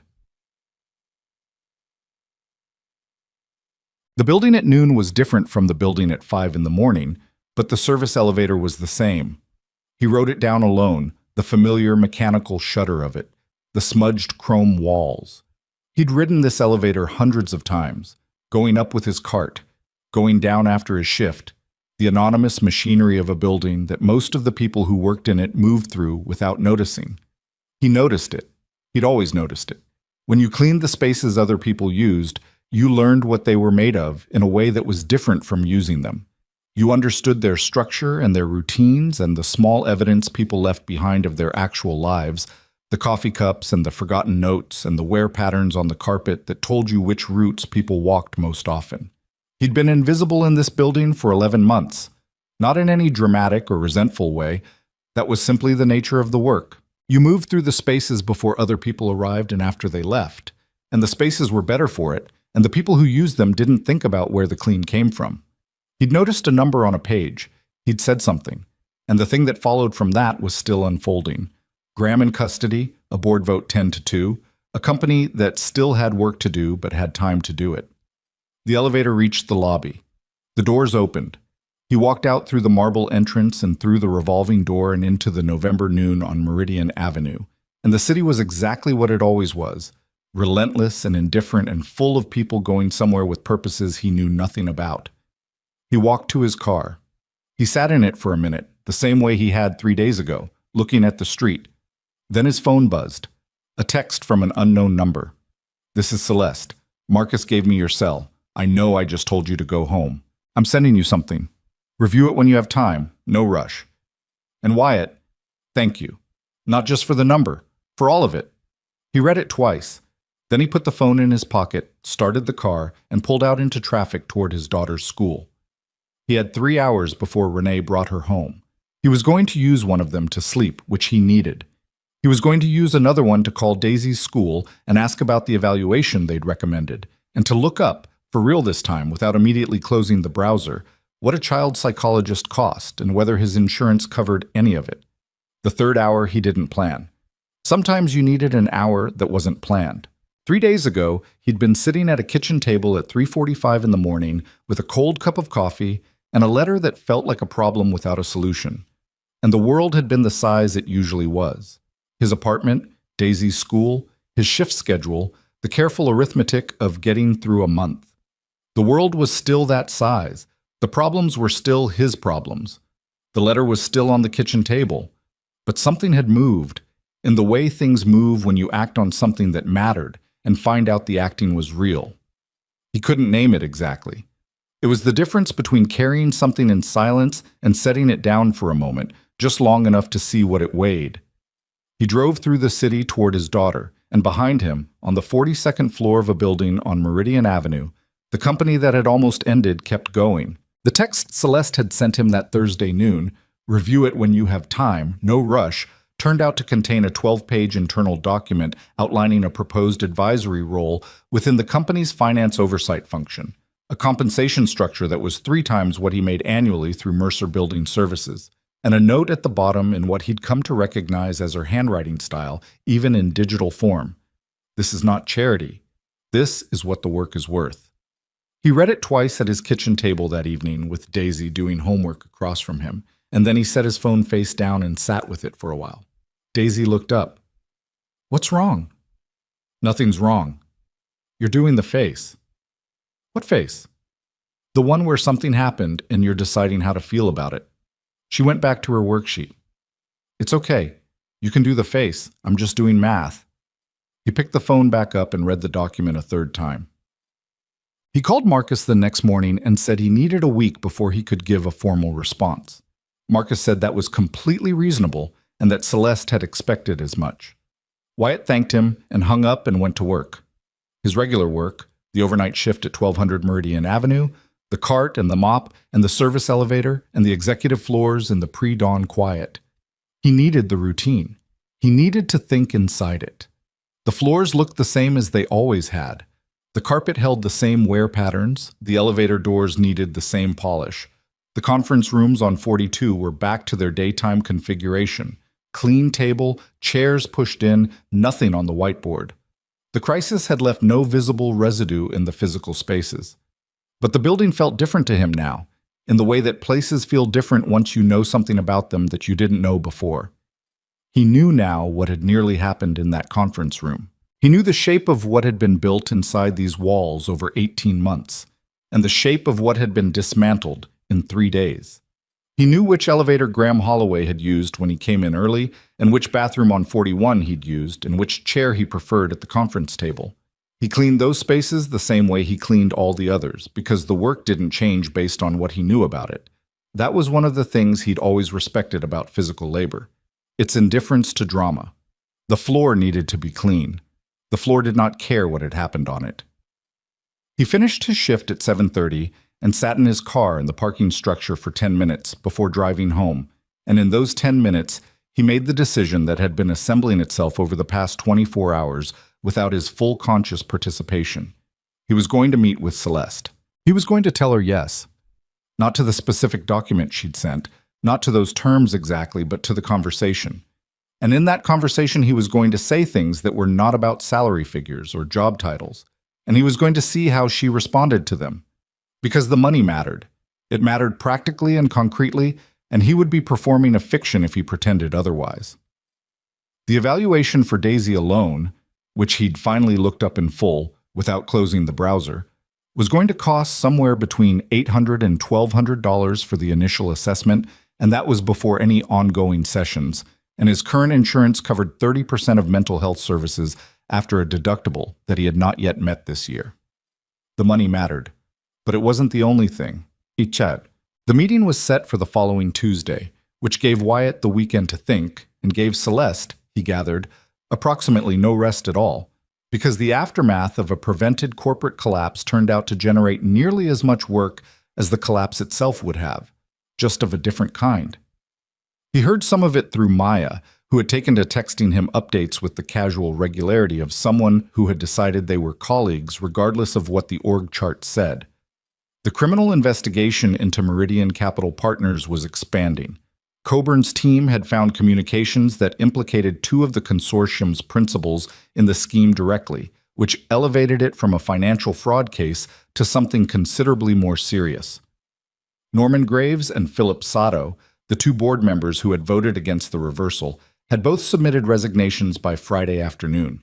Whether those resignations were driven by conscience or by the recognition that Coburn's team was going to be looking at board communications was a question Maya posed rhetorically, and Wyatt chose not to answer. Bradford Hess, the third dissenting member who had switched his vote and apologized in the room, had met privately with Celeste on Friday and offered to stay on the board through the transition period. Celeste had said she'd consider it. Maya reported this with the tone of someone who found it complicated and hadn't yet decided what she thought about it. Wyatt had his own opinions about people who came around when the outcome was already clear, but he kept them to himself. He wasn't the one who had to work with Hess. On Saturday, he took Daisy to the park, and they walked around the reservoir while she told him about a disagreement she'd had with her best friend Nora about whether horses could swim, and he told her they could, and she seemed simultaneously vindicated and slightly disappointed that the argument was resolved because she'd clearly enjoyed having it. "How do you know?" she said. "I looked it up once," he said. "I don't remember why." "That's a weird thing to look up." "I look things up when I'm curious. It's a habit." She considered this. "Like the numbers?" "What do you mean?" "Like when you see a number that doesn't look right. Is that a habit?" He thought about it. "Yeah," he said. "I guess it is." "Is that what happened at the building?" He'd told her some version of it, simplified, child-appropriate, the broad shape without the specific stakes. He told her he noticed something that needed to be fixed, and he helped fix it. "More or less," he said. She walked beside him for a while, watching the water. "Nora's dad says that when you notice something wrong, you should just let someone else deal with it." Wyatt looked at her. "What do you think about that?" She made the face she made when she was genuinely considering something rather than just waiting to respond. "I think that if everyone thinks someone else will deal with it, no one deals with it." "That's pretty much exactly right," he said. She nodded, satisfied, and went back to watching the reservoir. "Can we get the pretzels from the cart on the way out?" "Yes," he said. "With mustard?" "Sure." "Nora doesn't like mustard," she said, as if this were relevant data. "Noted," he said. Bun. Tuesday arrived with the particular quality of a day that has things in it you've been thinking about too much. Wyatt was in the building by 9:30, which was the earliest he'd been there in daylight since the board meeting, and which felt strange in the way that returning to a place where something significant happened always feels strange. The space looks more ordinary than the memory of it. Maya met him in the lobby. She looked better than she had the previous week, less running on fumes, more actually functional. "She's finishing a call," Maya said. 10 minutes, maybe?"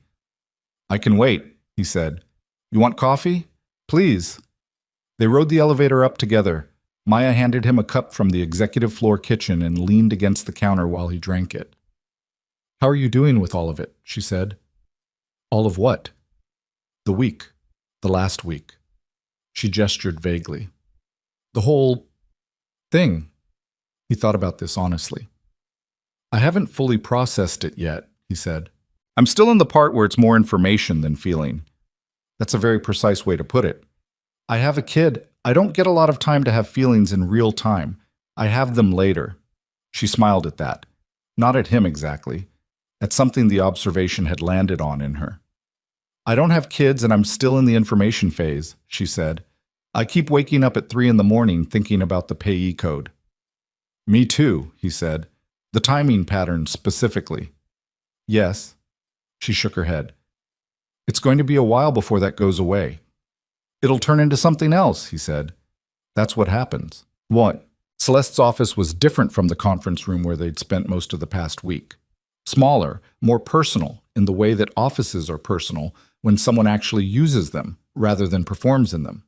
Books on the shelves that had been read, not displayed, a small plant on the windowsill that looked like it had been watered imperfectly but consistently, a framed photo turned away from the visitor angle that he didn't look at.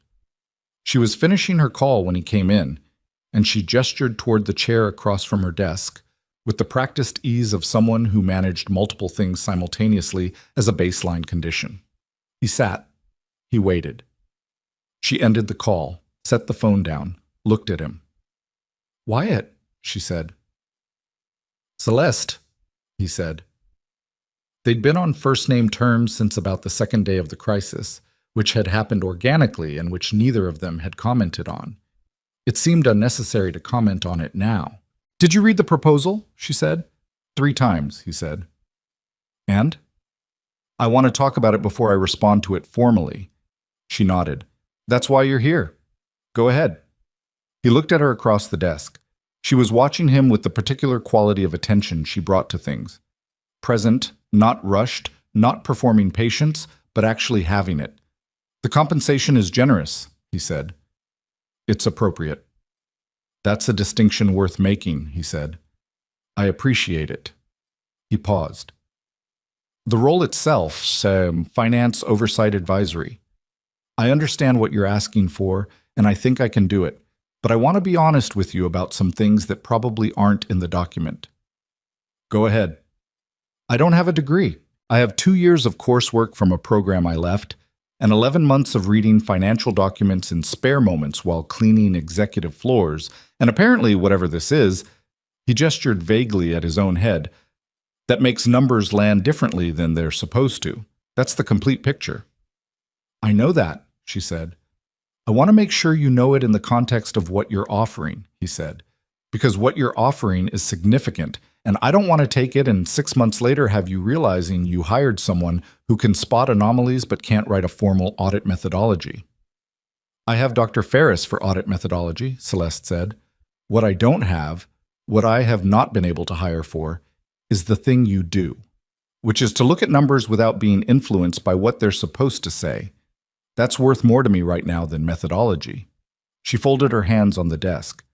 "But that's not the only thing I want to talk about." "What else?" She was quiet for a moment, which was a Celeste-specific quality he'd come to recognize. The pause before she said the thing she'd actually meant to say. "When I was putting together that proposal," she said, "I spent a lot of time thinking about what you would want, and I made assumptions. I assumed you would want money, which is reasonable because money is useful, and the compensation reflects that. I assumed you would want title, because title confers legitimacy for future opportunities. I assumed you would want a formal role in this company because the work you did here earned you one." She paused. "Those assumptions might all be correct, but I didn't ask. So I'm asking." He looked at her for a moment. "What do you want, Wyatt?" she said. "Not what you think you should want. Not what makes sense on paper. What do you actually want out of whatever comes next?" It was a good question.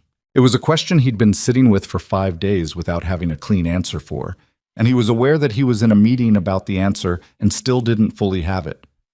"I want the evaluation for my daughter covered," he said, "the psychological assessment the school recommended, and whatever comes after it, if anything comes after it. I want to not have to do that math." Celeste was listening. "I want health care that doesn't make me choose between taking Daisy to a specialist and making rent," he said. "Not exceptional health care. Just Healthcare that works, the way it's supposed to work. She nodded once. And I want... He stopped.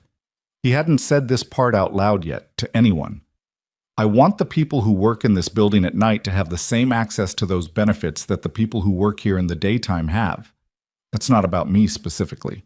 That's about the 140 overnight contract staff who clean these floors and run building services and aren't employees of Whitmore Manufacturing, so they don't get the benefits package, even though they're here more hours than most of the people who do. The office was quiet. Celeste was looking at him with an expression he hadn't seen on her before. Not surprised exactly. She wasn't someone who was surprised easily. Something more considered than that. That's what you want, she said. That's what I want, he said. In addition to the role, which I'll take, and the compensation, which is fair. But those are the things that matter to me that aren't in the document. She held his gaze for a long moment. The benefits extension to contract staff, she said. That's a structural change. It would affect the company's operating costs. I know, he said. I can estimate the figure if you want. It's significant, but it's not prohibitive against the real revenue picture, the one without Graham's alterations. She almost smiled. Of course you can estimate it. I did it last night, he said. I can walk you through it. I don't doubt it. She looked at her desk for a moment, at nothing specific, the way people look when they're working something through. The evaluation for Daisy. That's not a negotiating point. That's happening regardless of anything else we discuss. I'm going to have HR call you this week. He looked at her. I'm not performing generosity, she said. It should have been covered under any reasonable interpretation of what the last week required from you. Consider it corrected. He didn't argue. It wouldn't have been honest to argue. The broader benefits question, she said, I want to sit with. Not because I'm opposed, because I want to do it right if I do it, and doing it right means talking to legal and HR and the contract companies and building it into the budget properly, which takes more than a Tuesday morning. She looked at him directly. But I want you to know that I heard what you said, and I understand why you said it. That's all I needed, he said. It's not all I'm going to do, she said, but it's where we're starting. He nodded.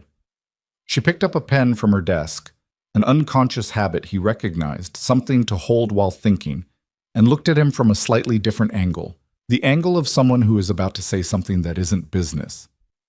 Can I ask you something personal? She said. Sure. The accounting program you left. What happened? He looked at the window. The city was doing its late morning thing, the light flat and gray and November specific. My wife's mother got sick, he said. She needed help. We moved back to be closer to family. I transferred to a local program, but the credits didn't all transfer, and the financial aid situation changed, and he stopped. Life changed faster than the plan did. And then? And then Daisy was born, and then 2 years after that, things changed again. He kept his eyes on the window. And I was doing whatever work was available, which was the building services work, which pays reasonably well for the hours and has a reliable schedule. And that was what it was. Do you miss it, the path you were on? He considered this honestly. I miss having a plan, he said. I don't know that I miss the specific path. I don't know what I would have become if I'd finished the degree. Maybe something. Maybe the same thing I am now, with a certificate framed on a wall. What you are now, she said carefully, is the reason this company still exists. A piece of it, he said. You're the reason this company still exists. You spent 3 days building a case that could survive a board vote. I found one number. You found it and you said something, she said. There's a difference between noticing and speaking. I've been told that. By who? My 8-year-old. She looked at him for a moment, and then something happened in her face that he hadn't seen there before. Not the composed, controlled quality, not the focused CEO quality, but something more actual and off guard, something that might have been the beginning of real laughter if she'd let it go that far. She didn't, quite, but it was close. She sounds like someone worth listening to, Celeste said. Most of the time, he said. They worked through the specifics of the role for another hour. The formal scope, the reporting structure, the first few priorities.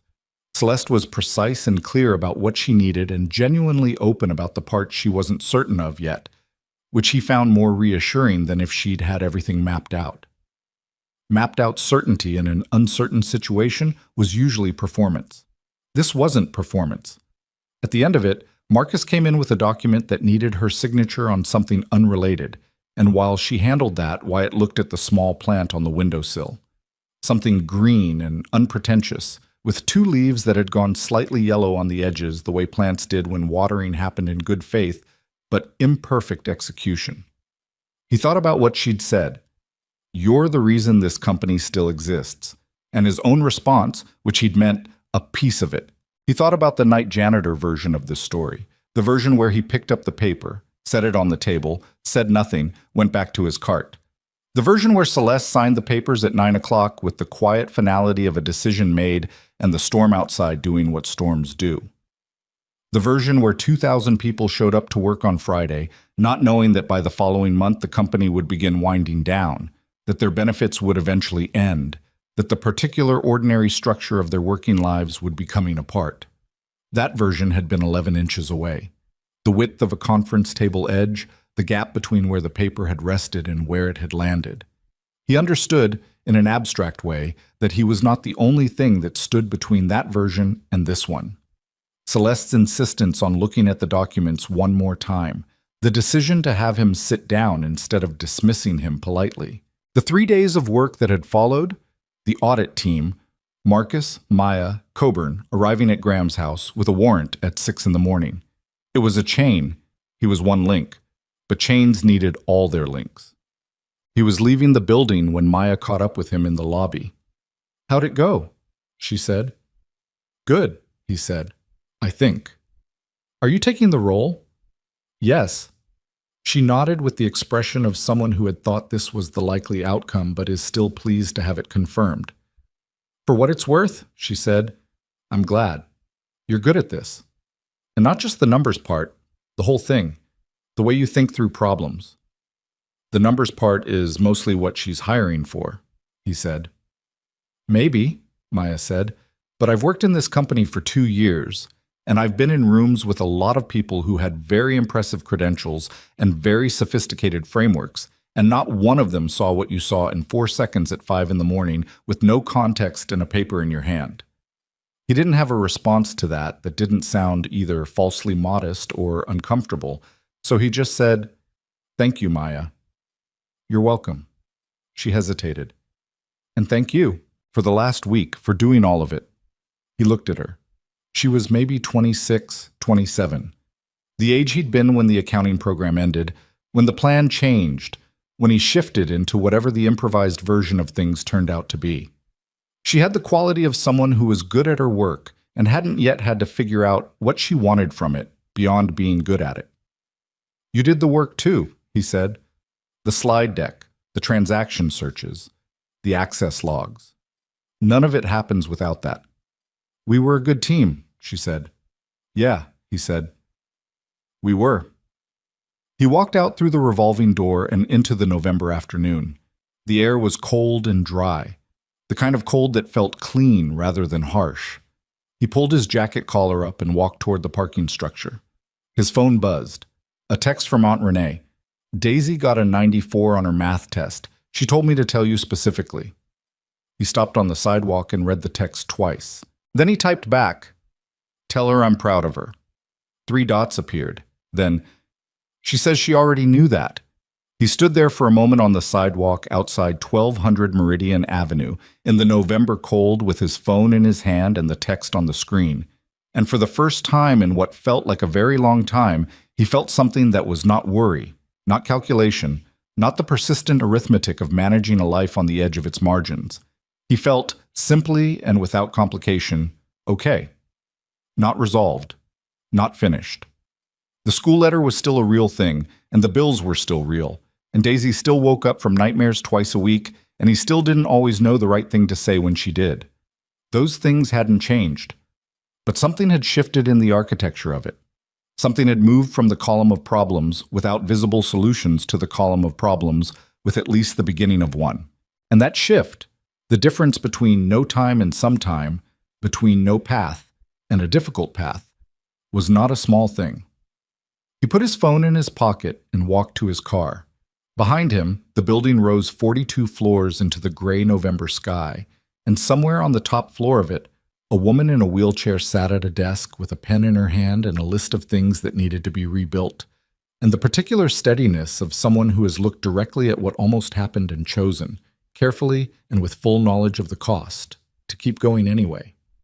The two of them had spent 4 days in the same rooms, working toward the same thing from entirely different positions, different floors of the same building, different stakes, different everything except the fundamental conviction that the number had been wrong and the wrongness mattered, and someone needed to say so. That was not nothing. In fact, it was almost everything. He drove home to his daughter through the city that neither of them owned but both of them lived in, and the afternoon light did what November afternoon light does, shortened itself, went gold at the edges, began its early retreat toward dark, and the building on Meridian Avenue kept its place in the skyline the way buildings do, solid and unchanged on the outside, while inside it the slow, difficult work of rebuilding something that had nearly been lost continued without fanfare, one careful decision at a time. 3 months passed the way months pass when you're inside them. Not quickly, not slowly, but with the specific density of time that is actually being used rather than waded through. Wyatt gave his notice to Mercer Building Services on a Wednesday morning in late November, standing in Dale's office with the breakfast sandwich smell and the flickering overhead light that nobody had fixed in 11 months, and Dale had looked at him with genuine surprise and said, "You serious?" And Wyatt had said yes, and Dale had shaken his hand and said he was sorry to lose him and that Wyatt was the best cleaner he'd had on the executive rotation, which Wyatt accepted as the honest compliment it was. He worked out his 2 weeks. He cleaned the executive floors of 1,200 Meridian Avenue for the last time on a Friday in early December, the way he always had: cart, bucket, microfiber cloths he'd brought himself, the service elevator, the pre-dawn quiet. He moved through the spaces methodically and without ceremony because the work didn't require ceremony, and he'd never been the kind of person who manufactured it. On his last pass through the 42nd floor, he paused in the doorway of the conference room where all of it had started. The table was empty. The chairs were pushed in. The whiteboard was clean. Outside the windows, the city was doing what the city did at 5:30 in the morning, dark and lit and continuous. He stood there for about 30 seconds. Then he went back to his cart and finished the job. His first official week as finance oversight advisor to Whitmore Manufacturing began on a Monday in December that was cold enough to make the walk from the parking structure feel like a commitment. He had a badge now, a real one, not a visitor's badge, and an office on the 39th floor that was small and had a window that faced north and a desk that had belonged to someone in the procurement department who had transferred to the Chicago office. The office was not impressive. He hadn't asked for impressive. He'd asked for a whiteboard, which facilities had installed on Thursday, and for access to the financial records system, which IT had granted on Friday after a security clearance process that had involved more paperwork than he'd expected, but which he understood was necessary. Maya had brought him coffee on his first morning. "How does it feel?" she said. "Strange," he said honestly. "Different shoes." "Literally," she said, looking at his feet. He looked down. He was wearing dress shoes, a pair he'd owned for 3 years and worn to 2 job interviews and a funeral, and now apparently to work. They were slightly too stiff, and he was already aware of his left heel. "I might go back to the boots," he said. "You absolutely should," she said. "Nobody cares up here." That turned out to be mostly true. The executive floors had a dress code in theory and in practice tolerated a significant range of interpretation, and within 2 weeks Wyatt had settled into the work clothes version of himself that was neither the gray Mercer Building Services uniform nor the uncomfortable dress shoes, but something in between that allowed him to move through the building without thinking about what he was wearing, which was all he'd ever wanted. The work itself was not glamorous, which suited him. He was building something from scratch, a secondary review process for the financial reporting chain that sat outside the normal audit structure and answered directly to Celeste. The purpose was to catch what the structure missed, not through superior methodology, but through independent perspective, the same thing that had worked in the conference room at 5 in the morning. He was, in essence, institutionalizing the accidental. Dr. Ferris had been skeptical of this initially. She was a methodologist by temperament and by training, and the idea of a review process grounded in instinct rather than established framework was not something her professional experience had prepared her to value. She and Wyatt had a conversation about it in early January that lasted 90 minutes and covered more ground than he'd expected. The problem with instinct, she said, is that it's not reproducible. It depends on a specific person having a specific kind of perception. What happens when you're not available? The instinct isn't the methodology, he said. The instinct is what tells you where to look. The methodology is what you do once you know where to look. He pulled a page from the working document he'd been building. I've been trying to write down the pattern recognition, what anomalies look like, before they're confirmed as anomalies. Not the math of it, the shape of it, the way something feels off before you can articulate why. She looked at the page for a long moment. This is genuinely unusual, she said. I don't know if it's teachable, he said, but I think it's documentable, and documenting it is a start. She looked at him over her reading glasses. You should have finished the degree, she said. Probably, he said. It's not too late, she said. He hadn't thought about that in a while. He thought about it now, sitting across from a woman who ran one of the most respected forensic accounting practices in the region, who had just told him his thinking was genuinely unusual, and he filed it in the place where things go when they're real, but not yet actionable. One thing at a time, he said. Fair, she said. Daisy's evaluation happened in the second week of December at a practice on the city's west side run by a child psychologist named Dr. Patricia Wendell, who had an office full of plants and a manner so specifically calibrated to being non-threatening to children that it was almost its own skill. Wyatt drove Daisy there on a Thursday afternoon and sat in the waiting room for 50 minutes, reading a magazine from 4 months ago without absorbing any of it, while Daisy was in the room with Dr. Wendell doing what the paperwork called a comprehensive developmental and emotional assessment. When Daisy came out, she looked neither traumatized nor transformed, which was exactly the response he'd been hoping for. How was it? He said. Fine, she said. She has a lot of plants. I noticed. We played games. She asked me questions about stuff. What kind of stuff? Daisy considered. Feelings, and what things mean, and how I am at school. She picked up her jacket from the chair. She asked about Mom. Wyatt kept his face steady. What did you say? The truth, Daisy said, with the simplicity of someone for whom this was not a complicated choice. He drove her home. He got the formal summary 2 weeks later, which identified what Dr. Wendell called adjustment disorder with anxious features, a clinical way of saying that Daisy was a child who had experienced significant disruption and was carrying it in the way children carry things they don't yet have the language for. The summary recommended regular sessions, 8 to 12 initially, to give her tools for the carrying. Whitmore Manufacturing's employee benefits package covered 80% of the cost. The remaining 20 was the first copay amount Wyatt had seen in years that didn't make him do mental arithmetic before agreeing to it. He scheduled the sessions. Daisy went to the first one with the pragmatic compliance of a child who understood this was a thing that was happening and had decided to approach it efficiently. She came back and said Dr. Wendell had a new plant since last time, which she found noteworthy. By the fourth session, she came back and was quiet in a different way, not withdrawn, but processing, the way people are quiet when something has shifted internally and they're locating it. He didn't push it. He made dinner, and they ate, and she helped him wash the dishes with the focused efficiency she brought to tasks she decided to take seriously. Before she went to bed, she stopped in the hallway and said, Dad? Yeah. Dr. Wendell says that when someone leaves, it doesn't mean you did something wrong. He looked at her. His daughter, in her mismatched socks, holding Captain by one ear, her green eyes serious in the hallway light. Dr. Wendell is right, he said. She nodded once, as if confirming data. Okay, she said, and went to bed. He stood in the hallway for a while after that, not moving, just breathing. The benefits extension for contract staff took 4 months to finalize, which was 2 months longer than Wyatt had originally projected and 1 month shorter than Marcus had warned it might take. The delay was not obstruction. Celeste had been clear from the beginning that this was happening. But the logistics of restructuring a contract benefits arrangement across three separate service companies was genuinely complicated and required negotiation that couldn't be rushed without producing something that wouldn't hold. Wyatt was not involved in the negotiation directly. That was HR and legal.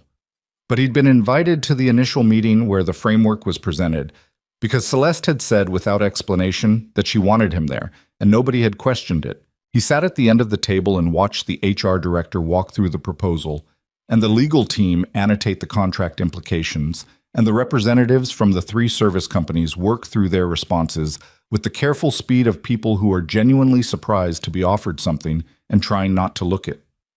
The representative from Mercer Building Services was a woman named Carol, who Wyatt knew by name, but had never spoken to directly in 11 months of employment.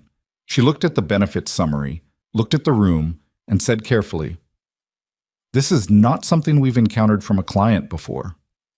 "I expect not," Celeste said, "but the people who clean these floors work more hours in this building than most of the staff who have full benefits. I'm not interested in a distinction that's based on the legal structure of the employment relationship rather than the actual relationship." Carol looked at her for a moment. "No pushback from our end," she said. "I just want to be clear on implementation." "That's what we're here for," Marcus said, and took them through the timeline.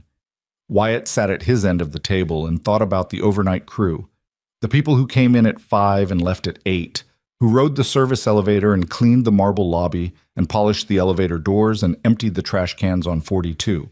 He thought about what a healthcare copay that didn't require mental arithmetic felt like, and about the letter from a school that said, "Please contact us at your earliest convenience," and about the distance between reading that kind of letter without resources and reading it with them. Not a small distance. Not abstract. Real. In the way that the things that happen to ordinary people's bodies and children are real, unavoidable, and specific, and not subject to being philosophized away. He hadn't gone into that meeting with Celeste intending to ask for this. It had come from the same place the initial question had come. Not from strategy, but from the simple fact of knowing what the work was like because he'd done it, and knowing what the margins felt like because he'd been inside them, and understanding that the gap between those margins and a functional life was smaller than most people in buildings like this one ever had reason to consider. That was the thing about visibility, he thought, not the kind that meant being seen and celebrated, the kind that meant understanding what was actually happening in the spaces you occupied. Celeste had given him visibility in the formal sense, a role, a badge, a chair at tables where decisions were made. But the other kind, the kind that ran in both directions, was something else. It was the accumulated knowledge of a person who had cleaned the spaces before anyone else arrived, who had moved through the building when it was empty and therefore honest, who had read what the wear patterns in the carpet said about how people actually moved through a space versus how they were supposed to. He'd brought that knowledge into a role where it had no obvious application, and it had turned out to matter more than the knowledge that was supposed to matter. Graham Holloway's case moved through the legal system with the specific pace of financial crime prosecutions, which was not fast.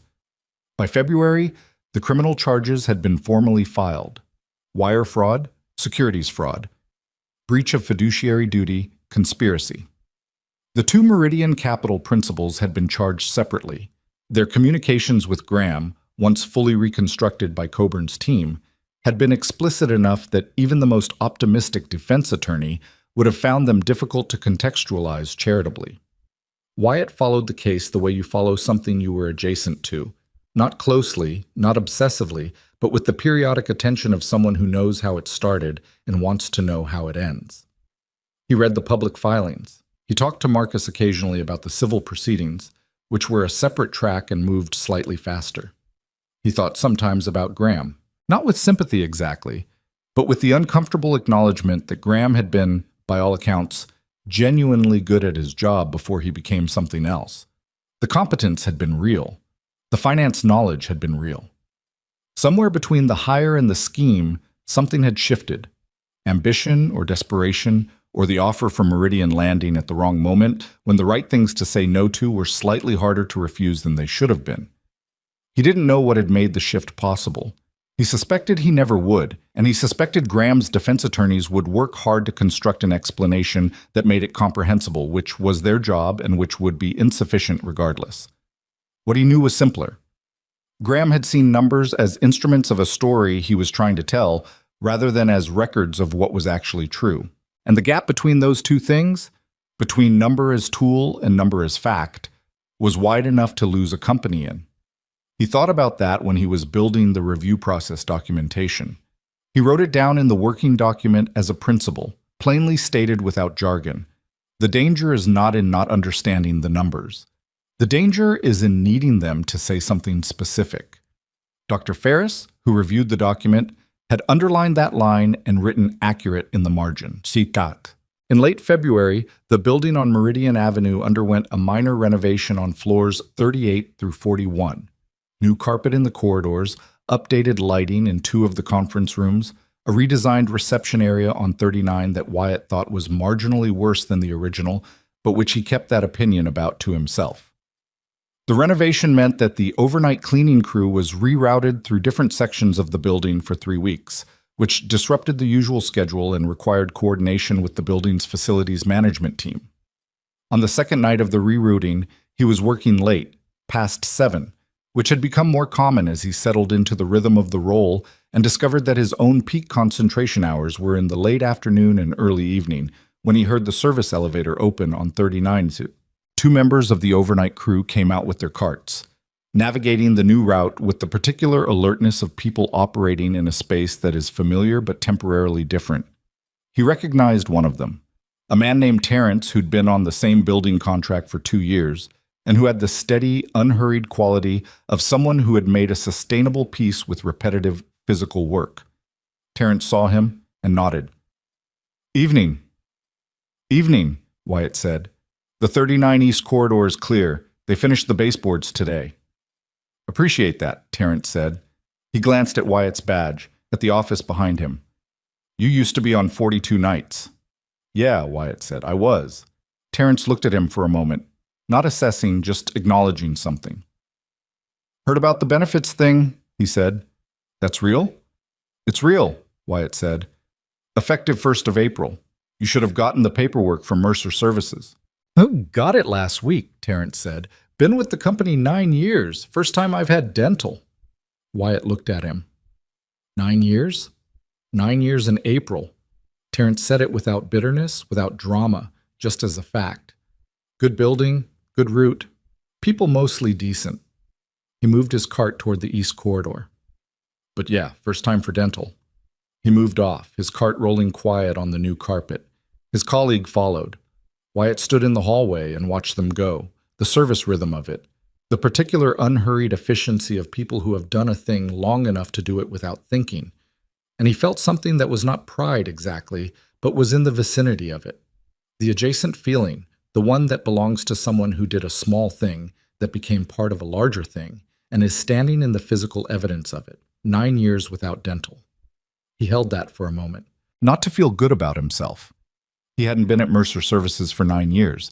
He hadn't negotiated the contract. He hadn't done most of the hard work of making the benefits extension real. He'd asked for it in a meeting, and Celeste had made it happen. But he'd asked. He'd said the thing out loud in a room where it could be acted on. And sometimes, not always, not reliably, not as a guaranteed mechanism, sometimes saying the thing out loud in the right room at the right time was the piece that made the rest possible. He went back to his office. He worked for another hour. He drove home in the late February cold and made sure the heat was working right before he went to bed, because it had been doing something intermittent with the second bedroom radiator that he hadn't fully resolved, and that had been on his list for 2 weeks. The radiator was fine. He checked it anyway. In March, Celeste restructured the board. Norman Graves and Philip Sato were gone. Their resignations had been accepted in November, and their replacements were being carefully selected. Bradford Hess had stayed, which Wyatt had eventually arrived at a complicated peace with, partly because Hess's vote had mattered, and partly because Celeste had clearly done her own assessment and arrived at a position about him that was more nuanced than either full trust or full dismissal. 3 new board members came on in March. A woman with a background in manufacturing operations, a man who had spent 20 years in supply chain logistics, and a former labor attorney whose expertise Celeste had described to Wyatt, without elaboration, as overdue in this company. Wyatt was not in the room for those appointments. He was not a board member and had no formal role in governance. But Celeste had told him about each of the three candidates before the appointments were finalized, in the way she'd developed of occasionally checking her thinking against his, not for validation, but for the specific perspective of someone who would evaluate a person not by their credentials, but by the gap between what they said and what they'd actually done. He appreciated being asked. He also tried to be honest about the limits of his assessment, which he stated each time. I don't know this world well enough to evaluate these people the way you can. I can tell you what I hear and how they talk about the work. That's what I'm asking for, she said. Okay, the labor attorney. When she talked about worker protection, she was describing specific cases. Not principles, cases. That's someone who has been in rooms with actual people dealing with actual situations, not someone who has been in rooms with policy documents. I noticed that too, Celeste said. Then you don't need me to tell you. I need you to confirm that I'm hearing it right, she said, when I'm too close to the decision to be sure. That, he thought, was as honest a description of what he did as any job title he'd been given. On the last Thursday of March, Daisy came home from her 8th session with Dr. Wendell and asked if they could get a fish. Wyatt was making pasta. He looked up from the stove. A fish? A fish, she confirmed. She set her backpack down with the efficient thud of a child who has been carrying it all day and is relieved to not be carrying it anymore. Dr. Wendell has a fish in her office. It's orange. She said they're good for practicing being responsible for something without it being too complicated. She recommended a fish specifically? She said it was my idea, Daisy said, but I think she was heading there. He considered this. A fish was achievable. A fish required a bowl and some food, and occasional water changes, and a level of commitment that was real but proportionate. A fish was a reasonable request from an 8-year-old who was, by all the evidence available, working through something that deserved support. Sure, he said. This weekend? Saturday. She nodded with the satisfaction of something confirmed and went to change out of her school uniform. He went back to the pasta. They got the fish on Saturday, a small orange one that Daisy named Meridian, which she said was because she'd heard him say that word a lot and she liked how it sounded. He didn't explain to her the specific context of the word. She seemed to have adopted it as something that belonged to this period of their lives, the way children absorb the vocabulary of their environments and make it their own. The fish went on the windowsill in her room. She fed it with focused regularity. She reported its activities to Wyatt in brief daily updates that he received with the seriousness they deserved. Meridian swam in circles for a long time this morning, she told him on the second Sunday. Sounds like a good morning, he said. For a fish, she said. I think it probably was. Spring came the way springs come in the city, not gradually, but in jumps. One cold week followed by a week that was suddenly and unconditionally warm. The trees along Meridian Avenue going from bare to budding over the course of what felt like a single Tuesday. Wyatt noticed the trees from his office window. He'd been noticing them actually for weeks. The incremental progression of buds that moved too slowly to see in any single moment but resolved over time into something undeniably green and alive. He thought about incremental progressions. He thought about 18 months of small alterations, each one below the threshold of obvious wrongness, accumulating toward a shape that would have been catastrophic. He thought about the reverse direction, small corrections, each one incomplete but pointed the same way, accumulating toward something that held. The review process documentation was 47 pages. He'd been working on it since December, with input from Dr. Ferris, an occasional review from Celeste. It wasn't finished. He wasn't sure it would ever be finished in the way that a completed thing is finished, because the thing it was trying to document was responsive to new patterns and new forms of concealment and couldn't be frozen in a single framework without eventually becoming obsolete. But it was real. It existed. Someone who came after him could pick it up and understand the shape of how to look, which was more than had existed before. He thought, on a warm April morning with the trees budding outside his window and his coffee cooling beside him, about what Dr. Ferris had said in January. It's not too late. He pulled up the website for the university's evening program and looked at what it would take to complete the accounting degree.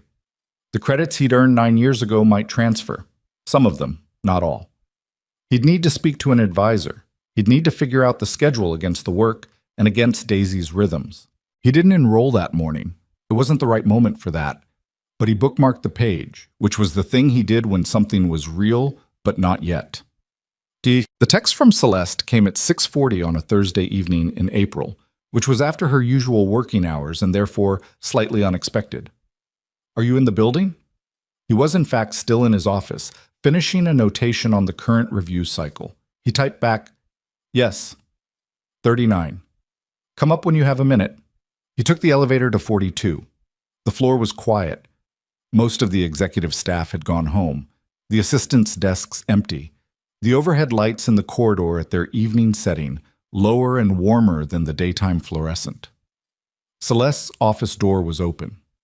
She was at the window, which was where she went when she was thinking, and the city outside was doing what the city did in April evenings, lit and continuous, the streetlights starting their work while the last of the daylight did its.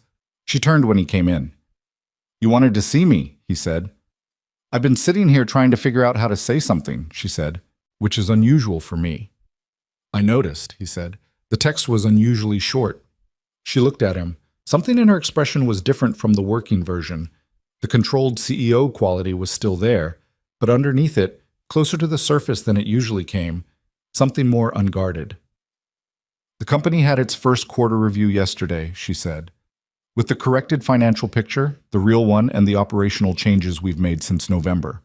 We're not out of the woods, but the projection, if the current trajectory holds—" She stopped.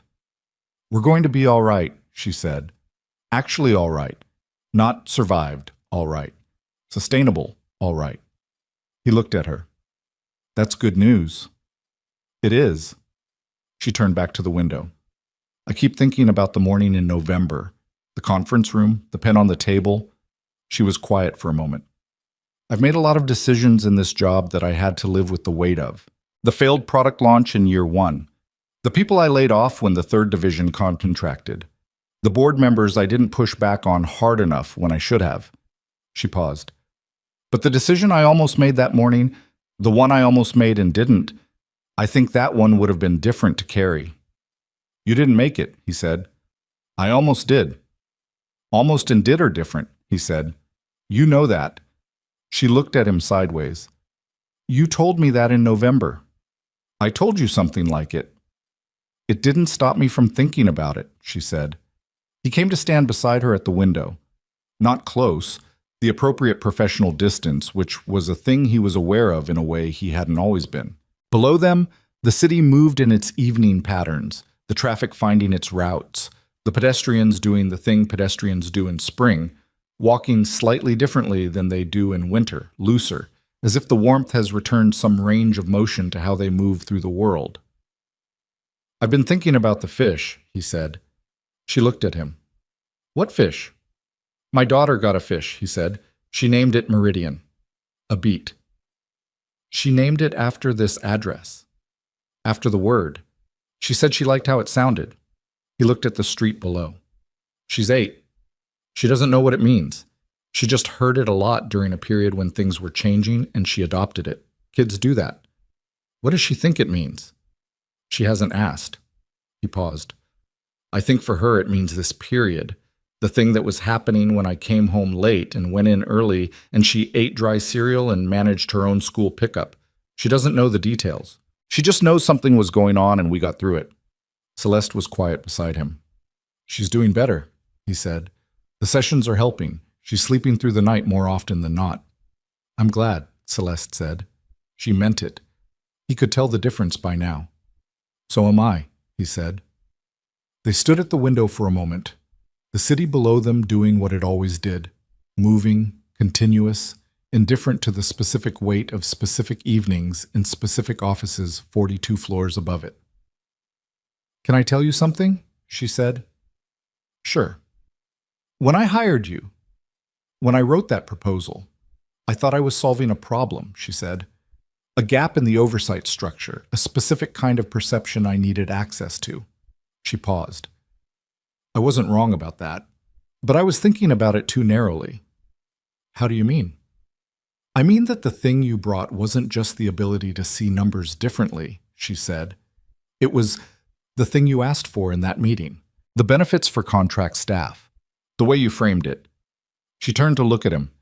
You didn't ask for yourself.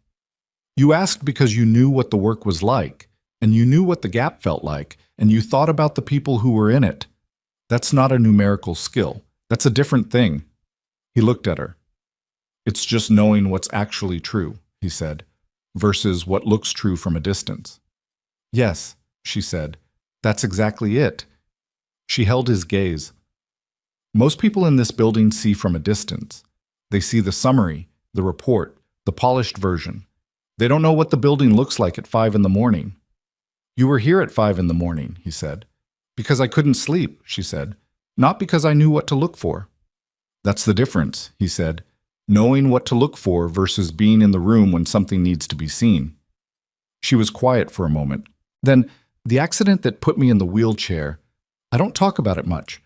But what I learned from it, the hard version of it, is that the things you can't control have a way of defining the space you work inside. The question is whether you let them define the ceiling or just the walls. She looked at the window. You can't always control the walls, but the ceiling is a choice, he said. Sometimes, she said. Not always, but sometimes. He thought about the letter on the kitchen table in November, the cold coffee, the 3:45 alarm, the particular arithmetic of a life that was tight enough that one unexpected cost could change the shape of the month. Those walls were still real. Some of them had moved. The benefits, the evaluation, the stability of a role that didn't depend on a shift schedule. But moving walls was not the same as eliminating them, and he was too honest with himself to perform a narrative in which everything was resolved because some things had gotten better. Daisy still woke from nightmares sometimes. He still called Aunt Renee more than he liked when the schedule compressed. The radiator in the second bedroom still did its intermittent thing. He still hadn't called the university about the credits, but the ceiling, tonight, in this office, with the city below them and the April air doing what April air does, the ceiling felt like a different distance than it had in November. Thank you, he said. He didn't qualify it. He just said it. She looked at him. I should be the one saying that. You've said it, he said. A few times. Not enough, she said. It's enough, he said. It was enough the first time. She turned back to the window. Below them, the last of the daylight was doing its final retreat, the city's artificial lights taking over with the particular confidence of a system that had been built exactly for this moment. Reliable, continuous, the grid of it covering the city in all directions, block after block of lit windows, each one a version of someone's evening. The pasta on the stove, the child doing homework, the fish swimming in its slow circles by the bedroom window. Go home, Wyatt, she said, and there was something different in how she said it this time. Not dismissal, not the end of a work conversation, but the kind of statement that recognizes the value of the things someone is going home to. Good night, Celeste, he said. He took the elevator down. Not the service elevator, the regular one. The one he'd started using when his badge changed. The one that opened into the main lobby where the marble floor and the security desk and the revolving door were all doing their evening version of themselves. He walked through the lobby and through the door and out into the April night, and the air was warm enough to not need a jacket zipped, and the street was exactly what it always was, and he walked to his car and drove home to his daughter. Daisy was at the kitchen table with her homework and a glass of juice, and Meridian was doing his slow circles on the windowsill, and the apartment smelled like the takeout she'd apparently organized through Aunt Renee, which was resourceful and slightly more than he'd authorized, but which he decided not to address. You're late, she said. I know, he said. I had a meeting. Good meeting or bad meeting? He thought about the window on the 42nd floor and the city below it, and the April evening and the particular quality of a conversation that lands somewhere real. Good, he said. She nodded, satisfied, and went back to her homework. He sat across from her and looked at his daughter. Her green eyes focused on the page, her socks still mismatched, Captain on the chair beside her because she'd taken to bringing him to the kitchen in the evenings, in a way she hadn't explained and he hadn't asked about. And he thought about all the versions of this scene that hadn't existed. The ones where the money was a different kind of tight and the evaluation was a different kind of impossible. And the building on Meridian Avenue had taken a different turn on a November morning when the storm was still going and a piece of paper was 11 inches from where it should have been. Those versions were not this version. This version was imperfect and unfinished and full of things still to be figured out. But it was real. And it was theirs. And for tonight, in the kitchen with the fish making his circles and the homework spread across the table and the April dark settling over the city outside, it was enough. It was, in fact, more than enough. It was the kind of ordinary that people build toward without knowing they're building, the kind that only looks ordinary from a distance and looks like everything when you're standing inside it. Wyatt Mercer had been standing inside it all along. He just hadn't had, until now, a clear enough view to see it whole.